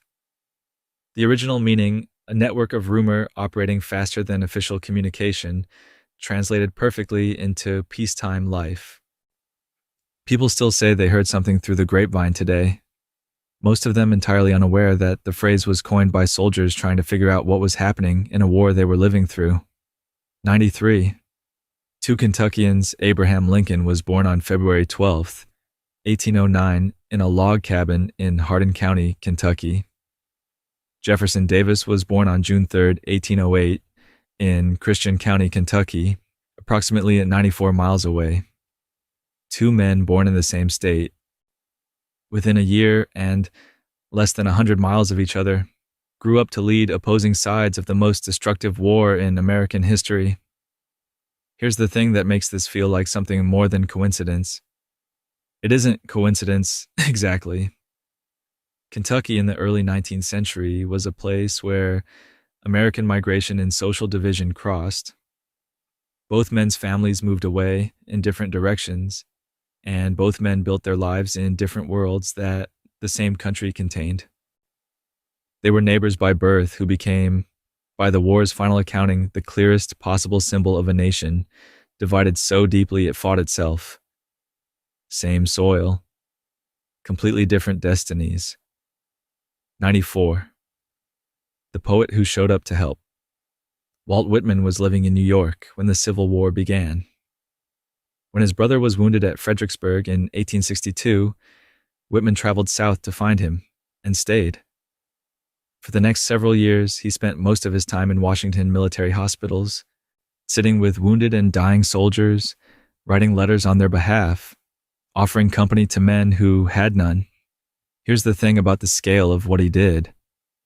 Whitman estimated he made around 600 hospital visits and assisted between 80,000 and 100,000 men over the course of the war.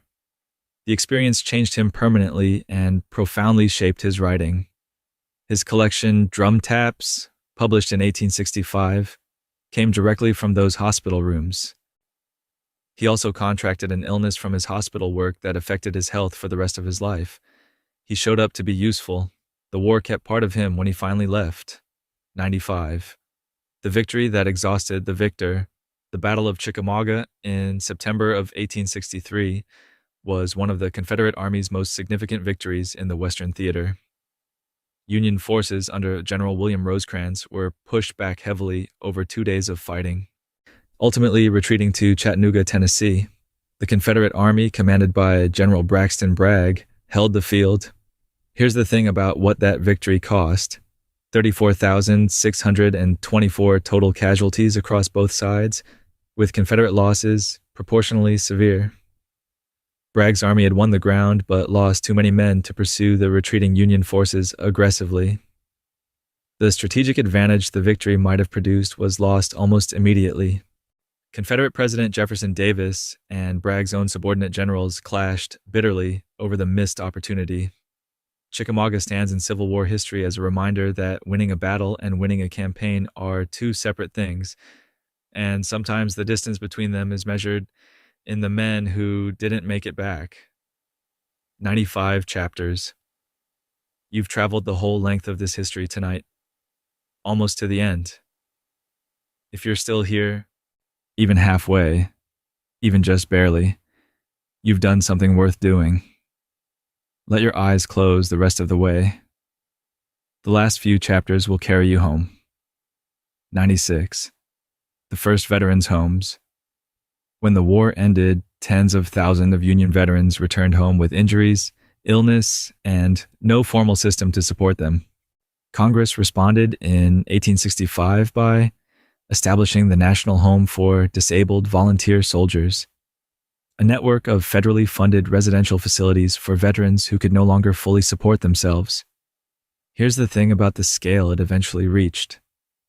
At its peak, more than 150,000 veterans lived in those homes across multiple facilities nationwide. It was the largest federal social welfare program in American history up to that point. The system that grew from it became, over the following century, the Department of Veterans Affairs. Every VA hospital, every Veterans Service Center operating today, traces its institutional lineage back to the homes Congress established in 1865.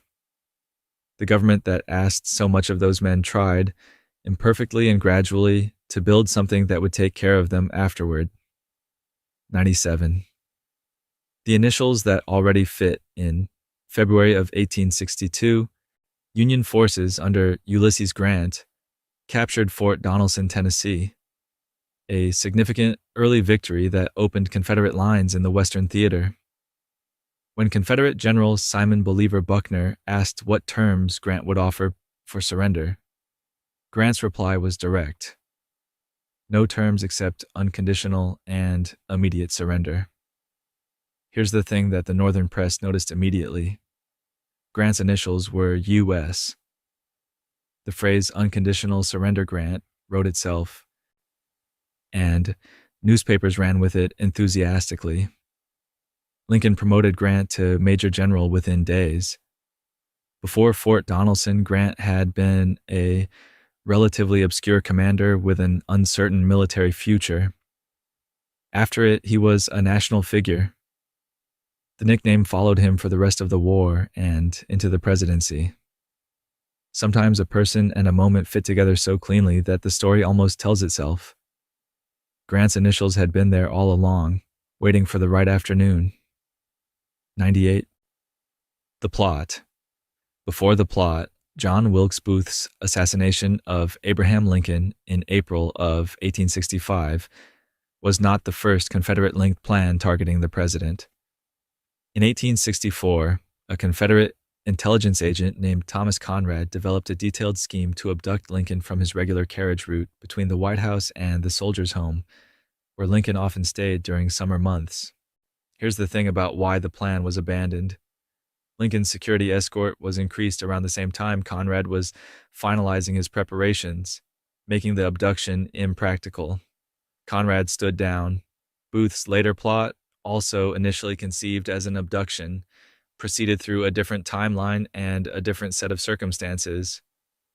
Lincoln had been a target for longer than most people realize. The evening at Ford's Theater was the one that history recorded, but the threat it represented had been accumulating quietly for years before that night in April. 99. The camera that changed everything. Matthew Brady, Alexander Gardner, and a small community of photographers documented the Civil War with a thoroughness that no previous conflict had experienced. They traveled with armies, set up mobile darkrooms, and recorded battlefields, encampments, officers, and ordinary soldiers in thousands of images. Here's the thing about the moment the public truly encountered what that meant. In October of 1862, Brady exhibited photographs of the dead at Antietam in his New York City gallery. Viewers stood in front of images of actual battlefield casualties, something most Americans had never seen. Newspaper accounts described the crowd's reaction as stunned and somber.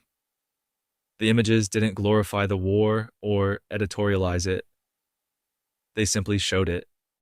White photography gave the Civil War a visual reality that previous conflicts had never had, and it permanently changed the relationship between war and the people at home who were trying to understand what it actually looked like.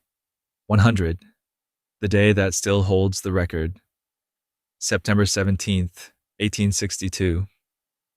The battle covered farmland, a sunken road, a stone bridge over a creek, and a sequence of cornfields in western Maryland. When darkness ended the fighting, the casualty count stood at 22,717 Americans, killed, wounded, or missing in a single day. Here's the thing about that number in time. It has never been exceeded. Not on any day of the First or Second World War. Not at any point in Korea or Vietnam or any subsequent conflict. The deadliest single day in American military history was September 17th, 1862, and it has remained so for over 160 years. The creek the battle is named for, Antietam, flows through that same landscape today, past the same stone bridge, through fields that are quiet now. The ground remembers what happened there, even when the calendar has moved a long way past it. 101. The last payment, Moses Triplett, was a Union veteran who had served in the Civil War and lived until 1938, long enough to see the automobile, commercial radio, and the beginning of the Second World War. His daughter, Irene Triplett, received a dependent's pension from the U.S. government for being the child of a Civil War veteran. The monthly payment was $73.13. Here's the thing that makes this the quietest, most human ending to the whole story. Irene Triplett died on May 31st, 2020. The Civil War ended on April 9th, 1865. The United States made its final financial obligation connected to that war 155 years after it concluded. The last pension check was sent.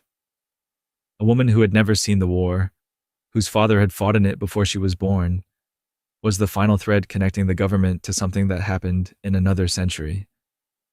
And then, gently, that thread came loose.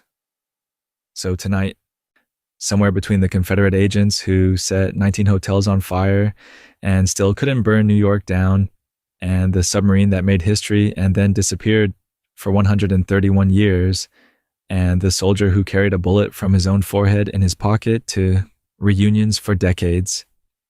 Somewhere in all of that is a reminder that history is less a series of grand decisions and more a long, strange accumulation of human moments. Clara Barton stored bandages in her apartment. Ulysses Grant kept a name that wasn't his. The last pension check for the Civil War was signed in 2020. The war never really ended on a single day. It just slowly, quietly ran out of people to pay. Sleep well. The history kept going long after everyone involved had gone to bed.